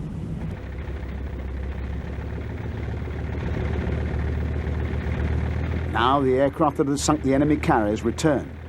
Their air crews were jubilant. Admiral Nimitz praised them to the skies. But he had no doubt where the highest honours lay, with the codebreakers. As he wrote in his dispatches, without the codebreakers, his fleet would have been 3,000 miles from Midway when the Japanese attacked. Midway did not fall, but the price was high. The Yorktown and the destroyer Henman were sunk, 92 aircraft and their air crews were lost. The American production machine went into high gear. They would commission no less than 150 carriers and build 300,000 aircraft during the war years. The Japanese could not even replace their losses. Once again, the codebreakers had proved themselves to be a decisive weapon of modern war.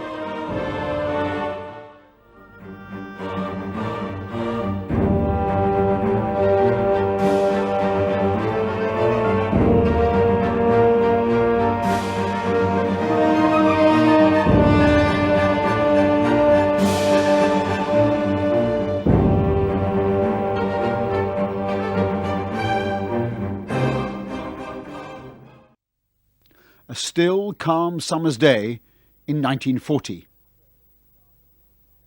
In the formal gardens of Versailles in Paris, a small group of French generals make their way towards a single isolated railway carriage. It was placed incongruously in the centre of these elegant gardens, which were laid out at the height of French power in Europe. This was Hitler's final thrust of the knife. In the same railway carriage, just 22 years earlier, the German commanders had been forced to sign the document that signalled their total defeat at the end of World War I. Now, in just a few brief, brutal weeks, he had smashed the French army, the largest standing army in Europe, into complete submission. Forcing the French generals To sign their surrender in that historic railway carriage was a masterstroke of humiliation. And with the signing, Hitler became sole master of Europe, from the Channel coast to the Urals. He had achieved an astounding triumph.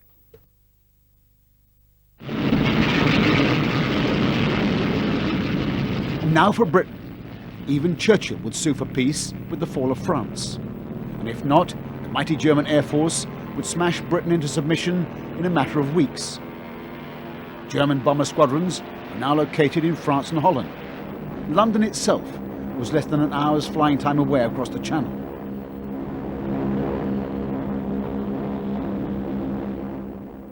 In 1940, Britain seemed virtually defenceless.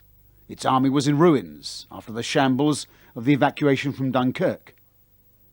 In fact, Britain's survival depended on three vital weapons.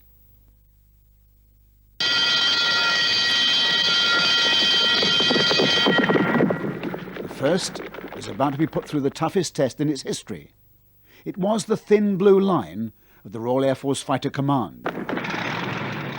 In those dark days, Fighter Command consisted of a few dozen squadrons stretched around Britain's southern and eastern coasts. Many of them were barely up to strength, with pilots fresh out of flying school. With just a few hours' experience on the Spitfires and the Hurricanes, they were about to fly against the battle-hardened bomber fleets of the Luftwaffe, the biggest and most experienced air force in the world. The second weapon was known to the Germans, but they grossly underestimated its key role as a weapon of air defence. It was radar. The line of British radar stations had been developed not a moment too soon. They picked up the signals from the German bombers as they gathered over France, and gave the defending fighter squadrons just enough time to get airborne and in position to launch their counterattacks.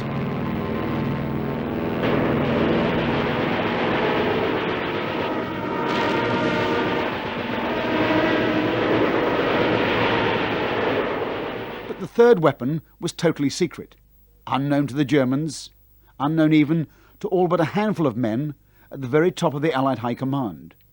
The codebreakers of Station X, an old Victorian mansion some 50 miles to the north of London.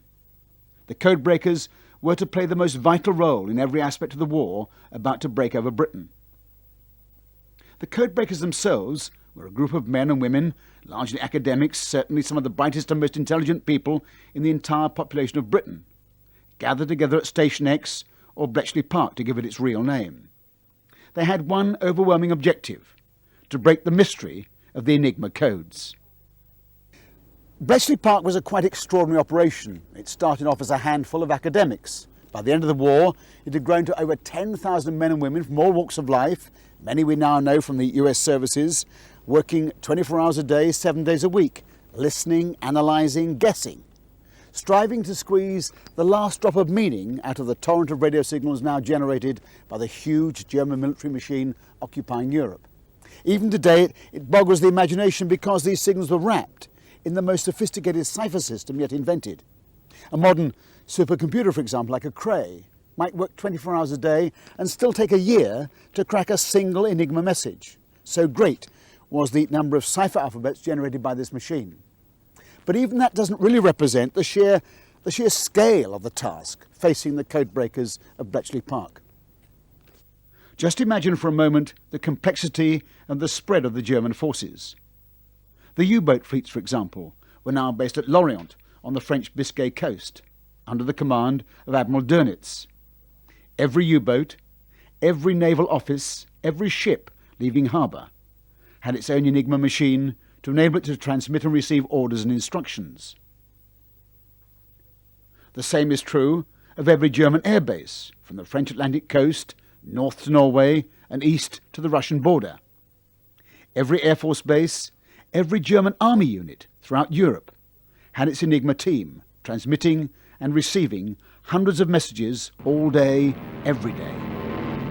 Hundreds of signals on everything you can think of, from supplies of food and fuel and equipment, the movement and transfer of people, accidents, emergencies, all the rest of it, both serious and trivial. But any of it might provide the vital clue to a troop movement or a change of command or the beginnings of a major battle plan. all of it pouring out into the ether in a constant clatter of signals wrapped in the Enigma ciphers, going both to the intended German recipient and also across the channel to the eavesdroppers in Britain. Now, making sense of all that was the task facing the codebreakers of Bletchley Park. All German military radios had the words "Feind hören mit" stamped on them. It means the enemy is listening. Indeed they were. The British listening posts were never unmanned for a single hour during the entire war. The ceaseless tide of incoming signals was copied down with tireless accuracy, still wrapped in its code groups. Then they were telegraphed over secured landlines to the secret army of codebreakers at Bletchley Park.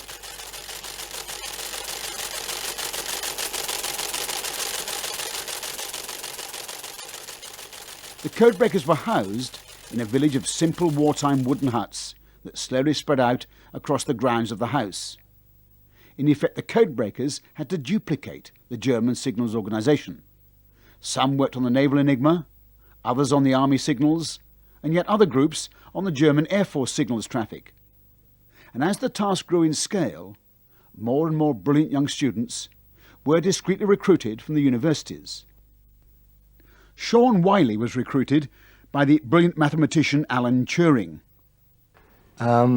I first knew him at Princeton when we were graduate students together, and I found him a dull man. It shows how stupid you could be. Then I got to know him quite well during the time at Bletchley. He was clearly an eccentric man. I found him a very amusing man. He had a great cackle of a laugh, and he would come up with absurd statements and absurd suggestions. And he was prickly, but amusing and, of course, highly imaginative. Alan Turing was undoubtedly one of the most remarkable men ever involved in codebreaking. His greatest contribution, perhaps, was to design the proto-computer that played such a key role in breaking the Enigma codes. This machine was called, quite strangely, a bombe, B-O-M-B-E, after an earlier Polish design. It consisted basically of a stack of typical Enigma rotor wheels which could be set in a particular position and then spun rapidly to enable the codebreakers to locate the vital keys, which would enable them to read the flow of intercepted German signals in a matter of hours rather than days or weeks. The need for more of these machines became desperate, since they held the key to success, and quite soon Churchill made the decision to bring the Americans into Britain's most secret operation. Sean Wiley again. When I first got to Bletchley, there was a great concern because there was going to be a visit, an official visit, from American soldiers, I think they were. I think Sinkoff and Kalbeck were to be two of them. And at that time, we had this gadget called the bombe, and the Americans weren't supposed to know about it. And Turing had to spent probably 2 weeks trying to make up stories about how we'd had the successes that we had had without the use of a bomb. The American industrial machine churned out hundreds of these vital machines. What's more, the American machines were improved versions of the originals built in the UK, bigger and faster. They were operated in the greatest secrecy by servicewomen in special centres in Washington. We were assigned to a building, 2 stories, and in the building, on each floor, were approximately 60 of these machines. And we were taught to run them. They gave us a graph to follow, and we would set these switches to certain numbers. And then came down here to set the rotor wheels, and I realized these were the wheels we were putting together in Dayton, Ohio. So we would put the settings to the numbers. There was a little clip, and you would unclip it, pull the wheel out, and you would set it to the number, and then push it back in and clip it in place. When all the switches were set to the proper numbers, and all the rotor wheels were set, we came over here and pushed the button. Then we sat on a stool at the end of the machine for the run, what we called the run.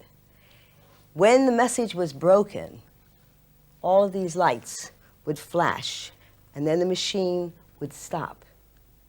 And at that point, it would print. When it was finished printing and the machine started up again, we would tear it off and rush to the end of the room, knock on a door, and a hand would come out and you would say, "Strike." The hand took the message away. You never saw it again. You couldn't read the message because it was in columns of letters. So apparently, when they took it away, it went somewhere to be decoded. How long did that go on? That went on for 2 years, and we kept these machines running night and day for 2 years. Were there times when you were given, if you like, special emergency messages that had to be broken? Were you aware of that? Oh, yes. They would come in and give you one and say, a graph and say, "This is a rush," and you would immediately get to work and set everything. And after everything was set, we had to double check before we pushed the button. Did you know what you were doing? I hadn't really the faintest idea what I was doing, but as the time went by, you knew it had something to do with code breaking. So one day I said to my wave officer, "Could you tell me what's going on here? Do you have any idea?" And she said, "Well, I don't know a whole lot more than you do, but I can tell you, I heard someone say, we're breaking the back of the German U-boats." And I remember I thought, oh, wow. Now, the American contribution to the Enigma code-breaking effort is not often described. In fact, it was huge. Eventually, Bletchley Park and Washington worked almost as a combined unit, sharing up-to-the-minute breakthroughs to increase the rate at which they could read the growing tide of German signals.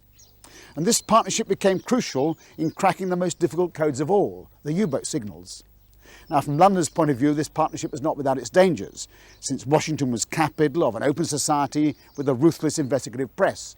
It was considered to be about as secure as a child's piggy bank. But London was wrong. In fact, this ultra-secret held right to the end of the war and beyond. David Kahn.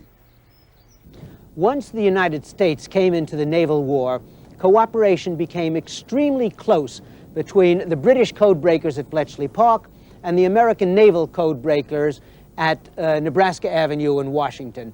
They were not actually hardwired together in that the machines, the bombs, the key finding aids were actually linked together, but the cooperation was extremely intimate in that when one found a key or a possible key, it was immediately reported to the other side of the Atlantic so both could recover the messages based on this key.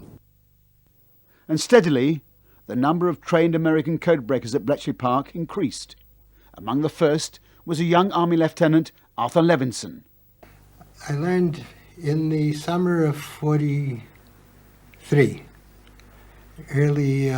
or in the spring of 43, that an agreement had been reached, as I say, at the highest levels between Churchill and Roosevelt to approve the sending of a team of Americans to assist the British in the German problem. And we were somewhat handpicked, so not to disgrace the Americans, and if we turned out to be duds, it would have been very awkward indeed. They'd say thanks a lot, but no thanks. And when we got to Bletchley, we were trained, some of us in the crypt part, by John Herrivel, and then distributed in various parts of the activity.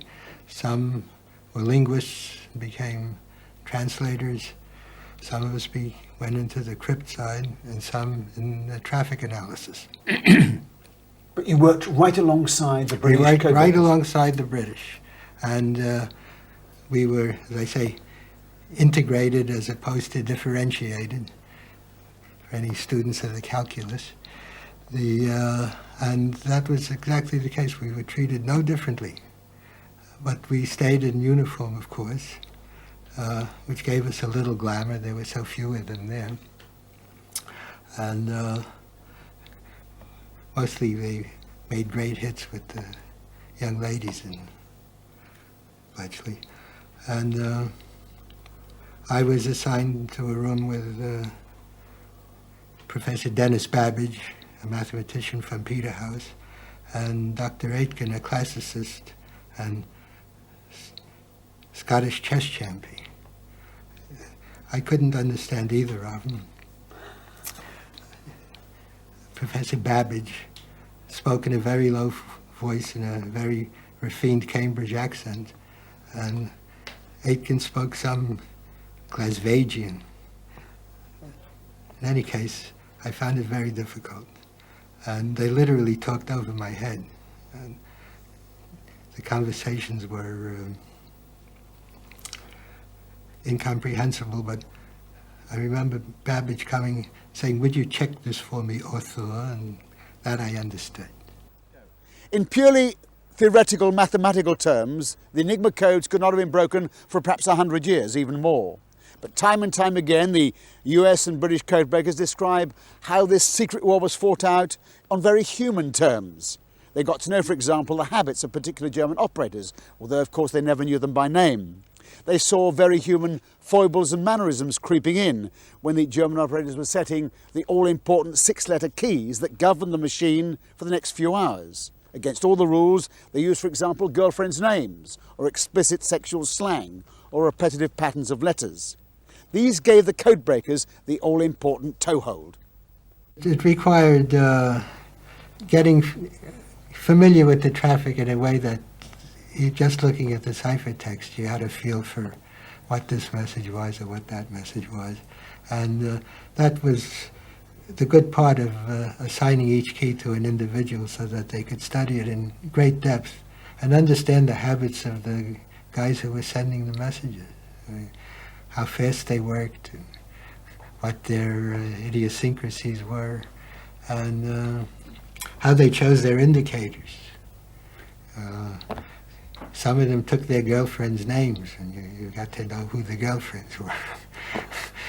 Some engaged in obscenities, which were helpful. Some were fans of American movie stars. And in one case, the outside indicator was Tom, and we thought maybe the inside, Tom. It turned out it was Tom Mix, who fortunately had a 6-letter name. The most disciplined operators by far were the U-boat men, because their very lives depended on secrecy.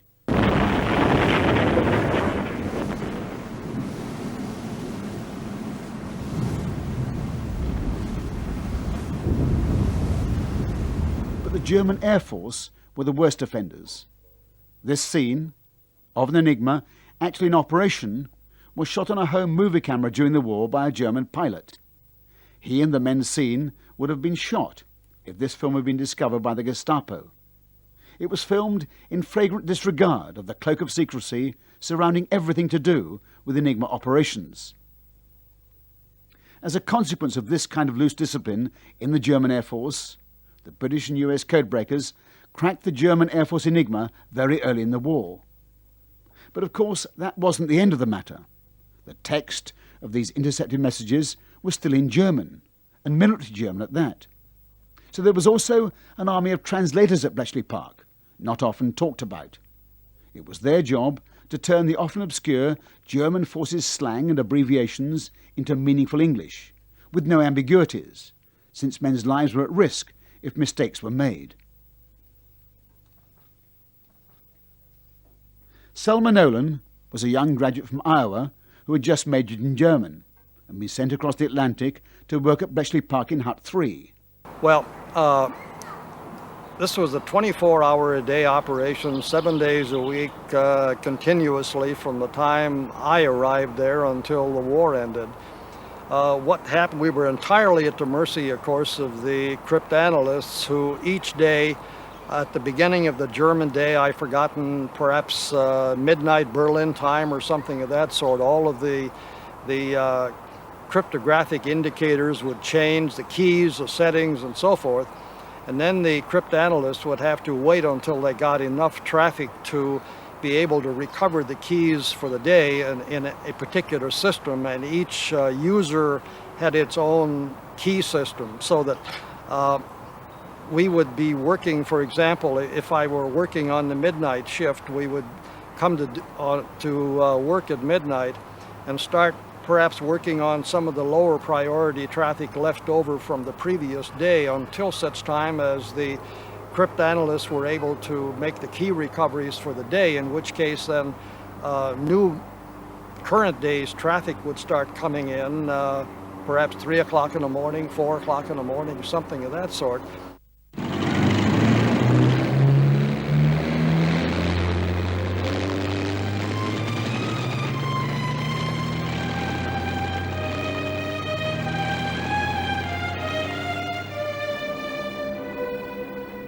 Throughout the long, hot summer of 1940, the German bomber fleets droned relentlessly across the Channel to pound their targets in Britain. The cities, the airfields, the factories. Goering had promised Hitler that his aerial armada, the most powerful air force the world had ever seen, could pound Britain into submission in 4 weeks. The 4 weeks came and went, and still day after day, week after week, the aerial bombardment continued. For the fighter pilots, it was a kind of living hell. Scramble, scramble, scramble, make Angels 2-0, large bomber force approaching from the southwest. The pilots flew 3, 4, maybe 5 or more sorties a day, until they could scarcely stay awake at the controls.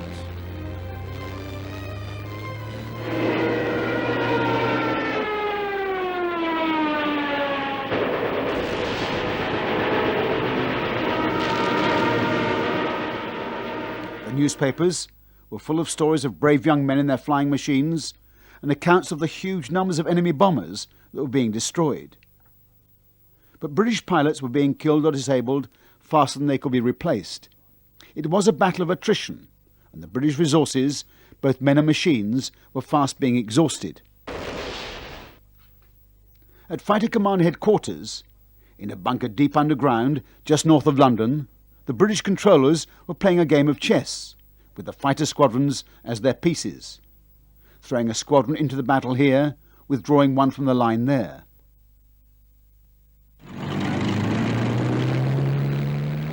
But these controllers were fighting a battle against overwhelming odds. And as it dragged on, through August into September, so the strain on the British fighter pilots reached breaking point. Could Fighter Command survive, let alone win this great battle?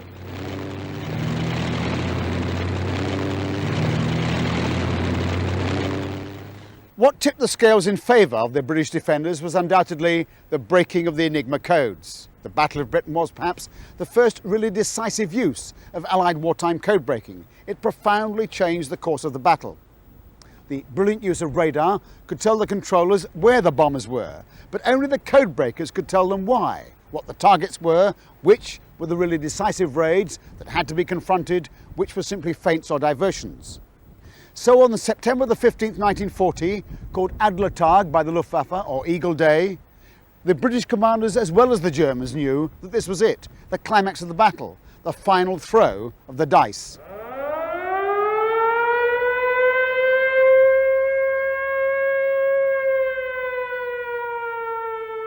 As the day passed its climax and drew to a close, it was clear that both sides had lost heavily in men and machines. But Fighter Command lived to fight on. The Battle of Britain was won.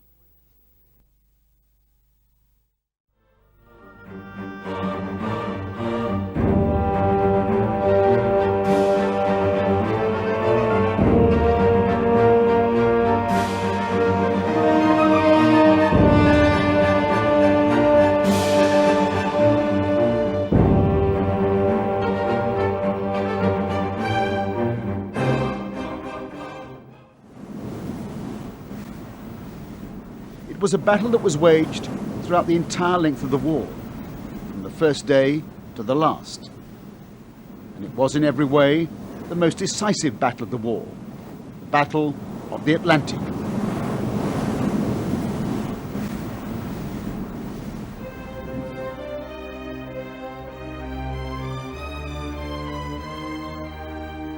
Britain's ability to feed its people and to keep its armies in the field depended entirely on the unbroken chain of supplies flowing across this ocean. The Cruel Sea, as it became known, because in the course of this 5-year battle it claimed so many ships, so many lives.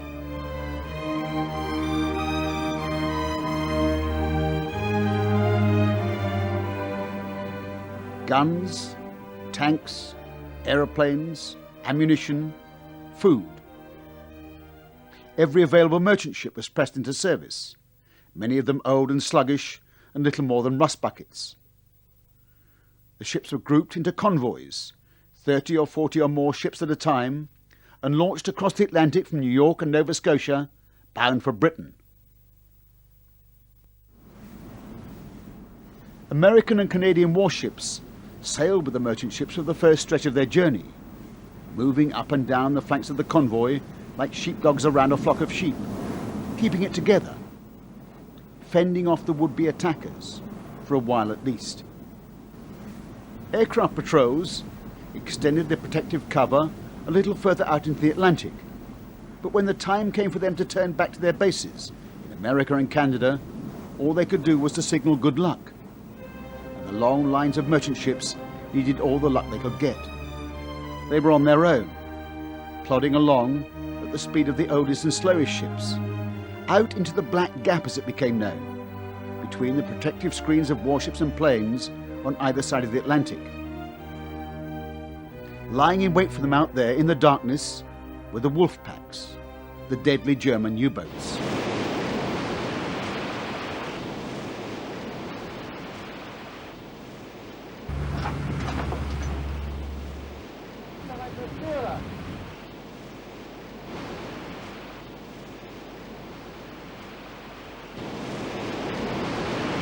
Aufgewechtstation! Beide sind äußerst gerade voraus!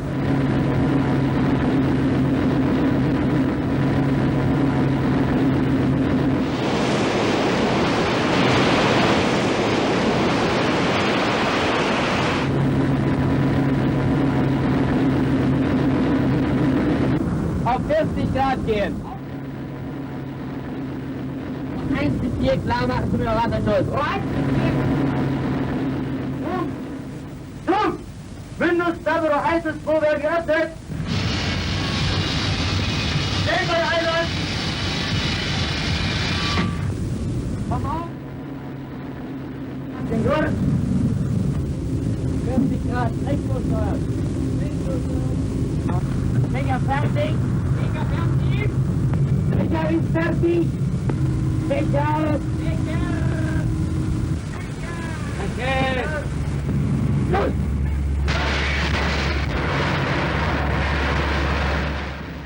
Every U-boat captain was a key player in the battle. They knew that they could win the war for Germany. If they could cut this main artery of supplies across the Atlantic, Britain would be starved into submission in a matter of a few weeks.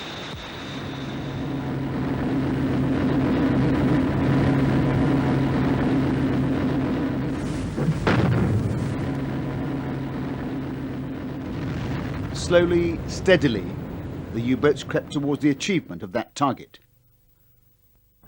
The Germans had a menacing fleet of over 100 U-boats operating in the North Atlantic, all with highly disciplined commanders, all playing to the same game plan, namely lie in wait for the convoy, ambush it, and then stay with it and pick off the ships one by one.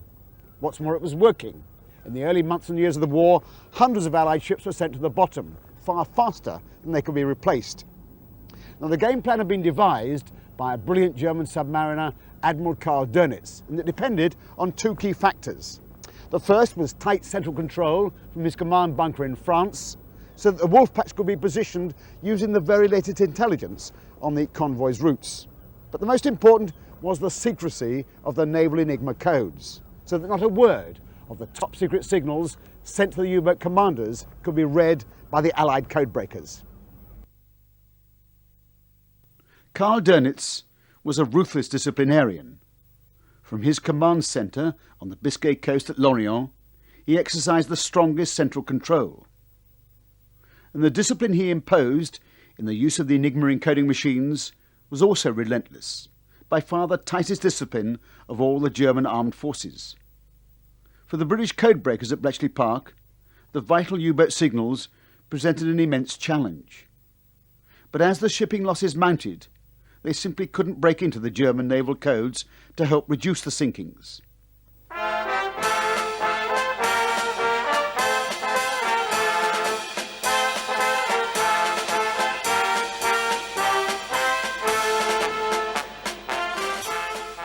A typical Atlantic U-boat leaves the submarine pens at Brest, bound for the waters off the American east coast. In the early months of the war, these coastal shipping lanes became a veritable killing ground for the U-boats. They were like foxes in a chicken coop. They sank everything in sight with almost no fear of being hunted down.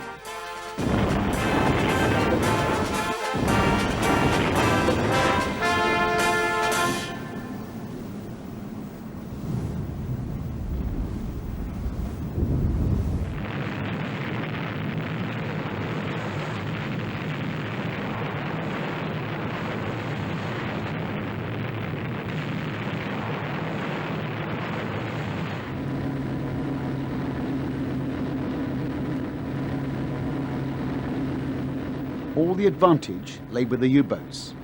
They lay submerged during the day and then attacked the Allied ships either with torpedoes or even quite brazenly on the surface with their deck guns.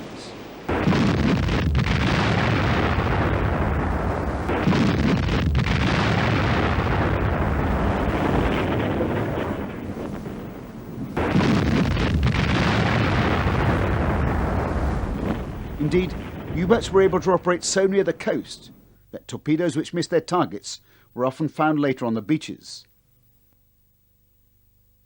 As the convoy system became more sophisticated, so Admiral Dernitz refined his Wolfpack strategy, with every move controlled from the centre. On the wall of his bunker, he had a giant grid chart of the North Atlantic. The U-boats were ordered to take up positions on the grid by a sequence of letters and figures. Sent in code, these coordinates were meaningless to the Allied eavesdroppers, even if the signals were intercepted. The U-boats in the Wolfpack were set up as an ambush, lying in wait, spaced out at intervals across the line of an approaching convoy. Detailed knowledge of the convoy's course came from a variety of sources: Germany's own code-breaking efforts, enemy agents in American ports mingling with the merchant seamen, sightings by patrolling U-boats, or giant long-range Focke-Wulf 200 reconnaissance aircraft. The strategy was brilliantly successful. Dernitz was winning the Battle of the Atlantic and close to winning the war for Germany. The key to his success was the strictness of his discipline in the use of the Enigma codes. His signals simply couldn't be penetrated.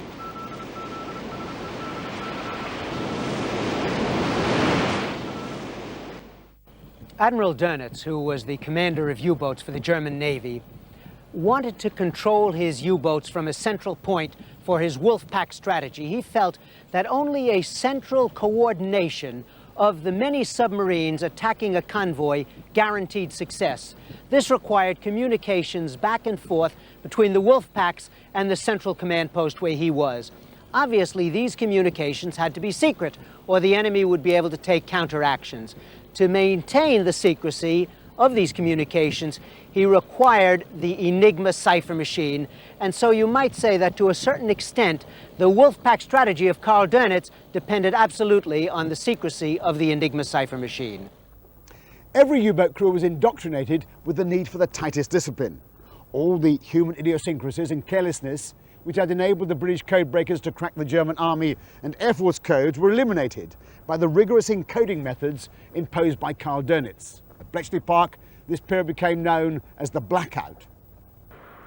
For a while, the only light in the darkness was a brilliant new invention fitted to Allied escorts. It was nicknamed Huff Duff, which stood for High Frequency Direction Finding. If it could pick up a radio signal from a transmitting submarine, it could plot the boat's position very accurately. But the Germans knew this. As a result, they kept their U-boat transmissions to a minimum to foil the escort ships. Dönitz, when he was ordering and leading a campaign against the convoy, he was, of course, in great need of information about the situation. And so any signal from a U-boat was a small stone in his picture of the whole battle. And so he was eager to get information, and he didn't prevent the U-boats, as it might have been necessary, to be silent and send not so many signals. And the idea was, when the U-boat is in contact with the convoy, the enemy knows that the U-boats are there, and direction finding and location of U-boats makes no sense, because the enemy knows from sinking of ships that there are U-boats, and a signal makes no difference to this situation. This was a reason why the radio silence was not so kept so well as it might have been necessary from our knowledge. For the British convoy controllers in London and Liverpool, it was a desperate time. They were working in the dark in their efforts to avoid the U-boats. They kept up what they called a working fiction, based on things like analysis of U-boat radio signals, sightings by ships or aircraft, and of course attacks by U-boats, which revealed their position. But they knew they could well be routing these precious convoys into the path of the U-boats, rather than away from them. What they needed above all was some hard information from the codebreakers. But that still wasn't forthcoming.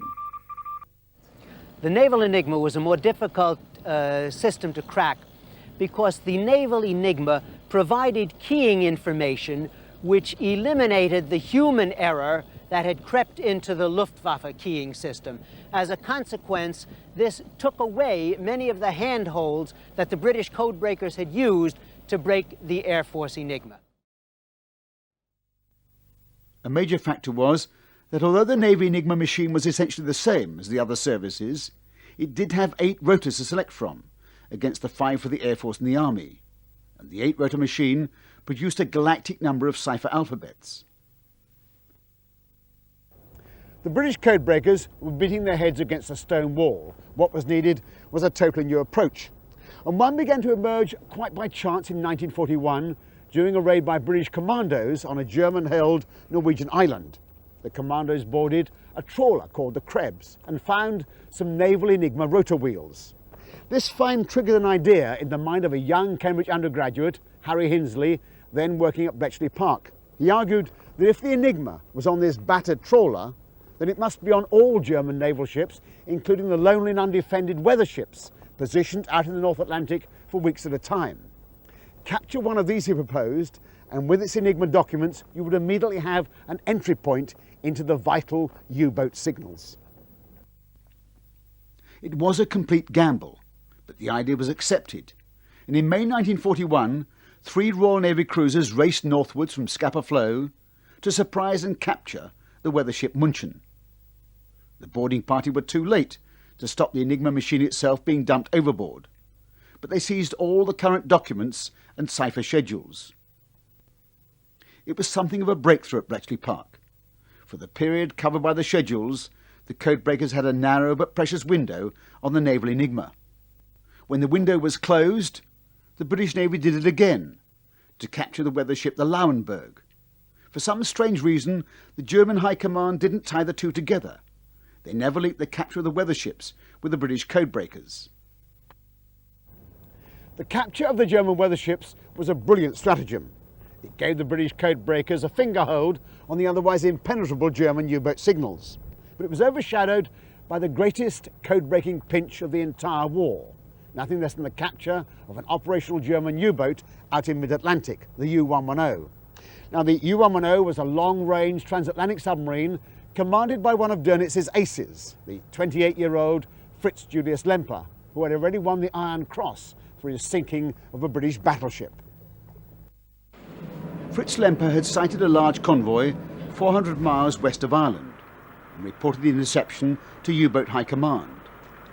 But the transmission had been intercepted by the British escort warships. They were able to fix the position of the U-boat with a high degree of accuracy. U-110 was attacked with depth charges by the British corvette Obrisha and blown to the surface.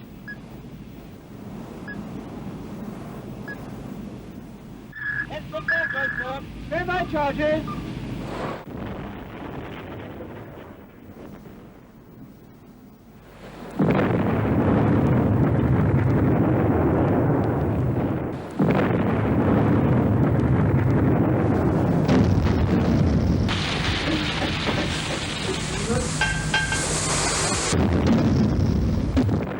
German crewmen set scuttling charges to blow up the submarine and then abandon ship.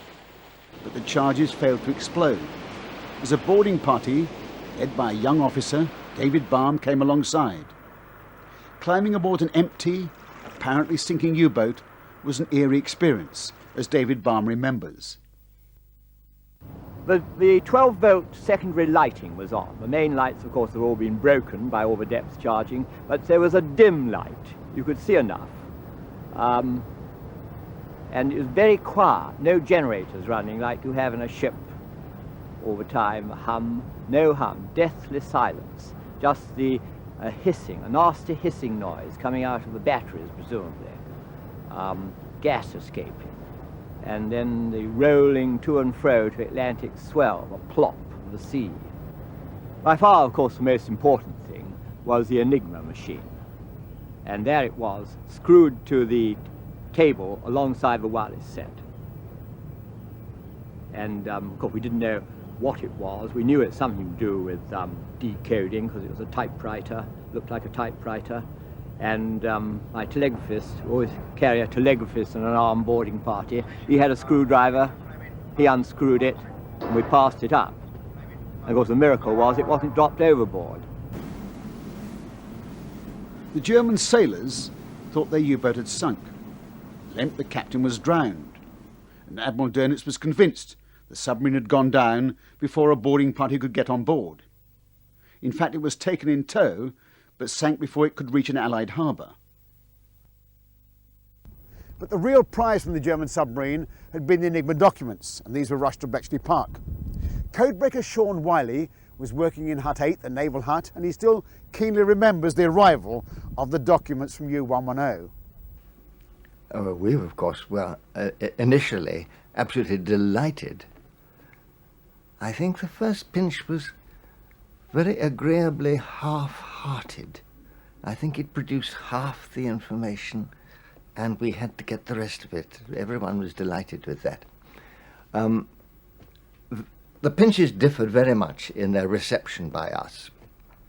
Sometimes it was just boring because it left us nothing to do for a month or so. And sometimes it produced absolutely crucial information about short signals or something of the kind. They varied. But the initial one was absolutely essential.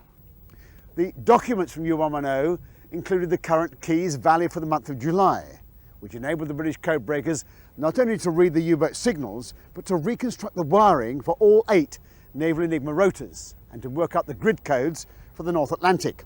The immediate result was a major victory. In the following months, all the giant supply submarines, which refueled and resupplied the U-boats in mid-Atlantic, known as milch cows, were located and sunk.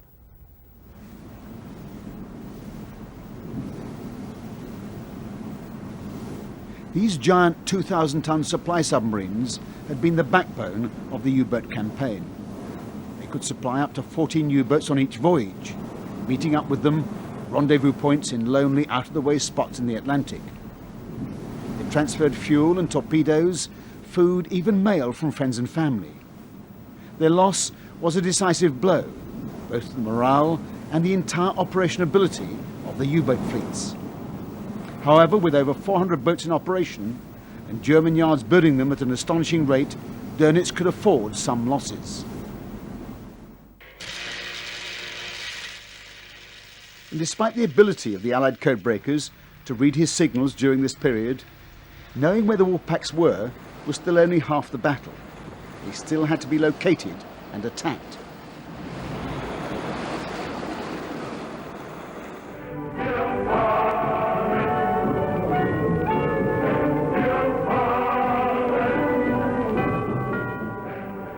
When the information provided by U-110 became out of date, once again the U-boats became dominant. U-boat crews were welcomed home as heroes. Ships were still being sunk in huge numbers.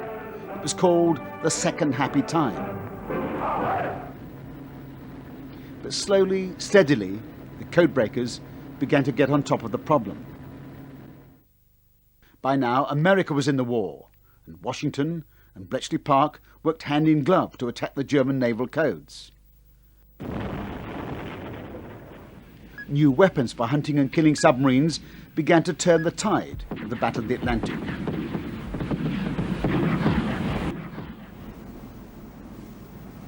British scientists developed the highly accurate 10-centimetre radar systems, which could locate a U-boat even if only its periscope was above water, and long-range aircraft could be called in to attack with depth charges.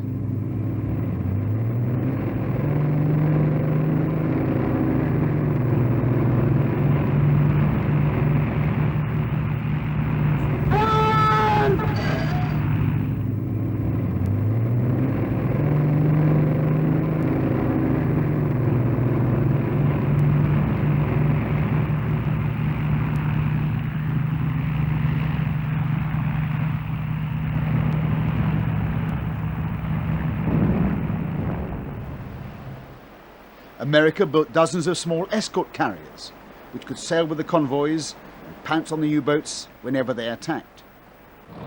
The second happy time was over. The U-boat stranglehold was broken. Hitler gave us his reason for eventually withdrawing U-boats from the Atlantic, the fact that the British had developed a new and powerful weapon. He was referring, of course, to 10-centimetre radar. What he didn't know was that the codebreakers had at last broken the naval Enigmas. When the European war ended, Admiral Dernitz sent his last signal to his remaining U-boat crews. All U-boats, cease fire, Dernitz. They had fought from the first day of the war to the last, and it had been a very close-run thing. Well over 2,000 merchant ships were sunk, and many thousands of sailors lost their lives. Of the 842 U-boats commissioned, a huge number were sunk, 781, the highest loss rate of any service of the fighting powers. The publicly acclaimed victors were the courageous sailors and airmen who sailed the seas and attacked the U-boats. As for the men behind the scenes, the codebreakers, who did so much to break the U-boat stranglehold, they had to wait for many years to get their due. To the very end of the Battle of the Atlantic, Dernitz was convinced that the U-boat Enigma remained secure and unbroken. He didn't learn of the British codebreakers' remarkable success until after the war was over, in a simple telephone call.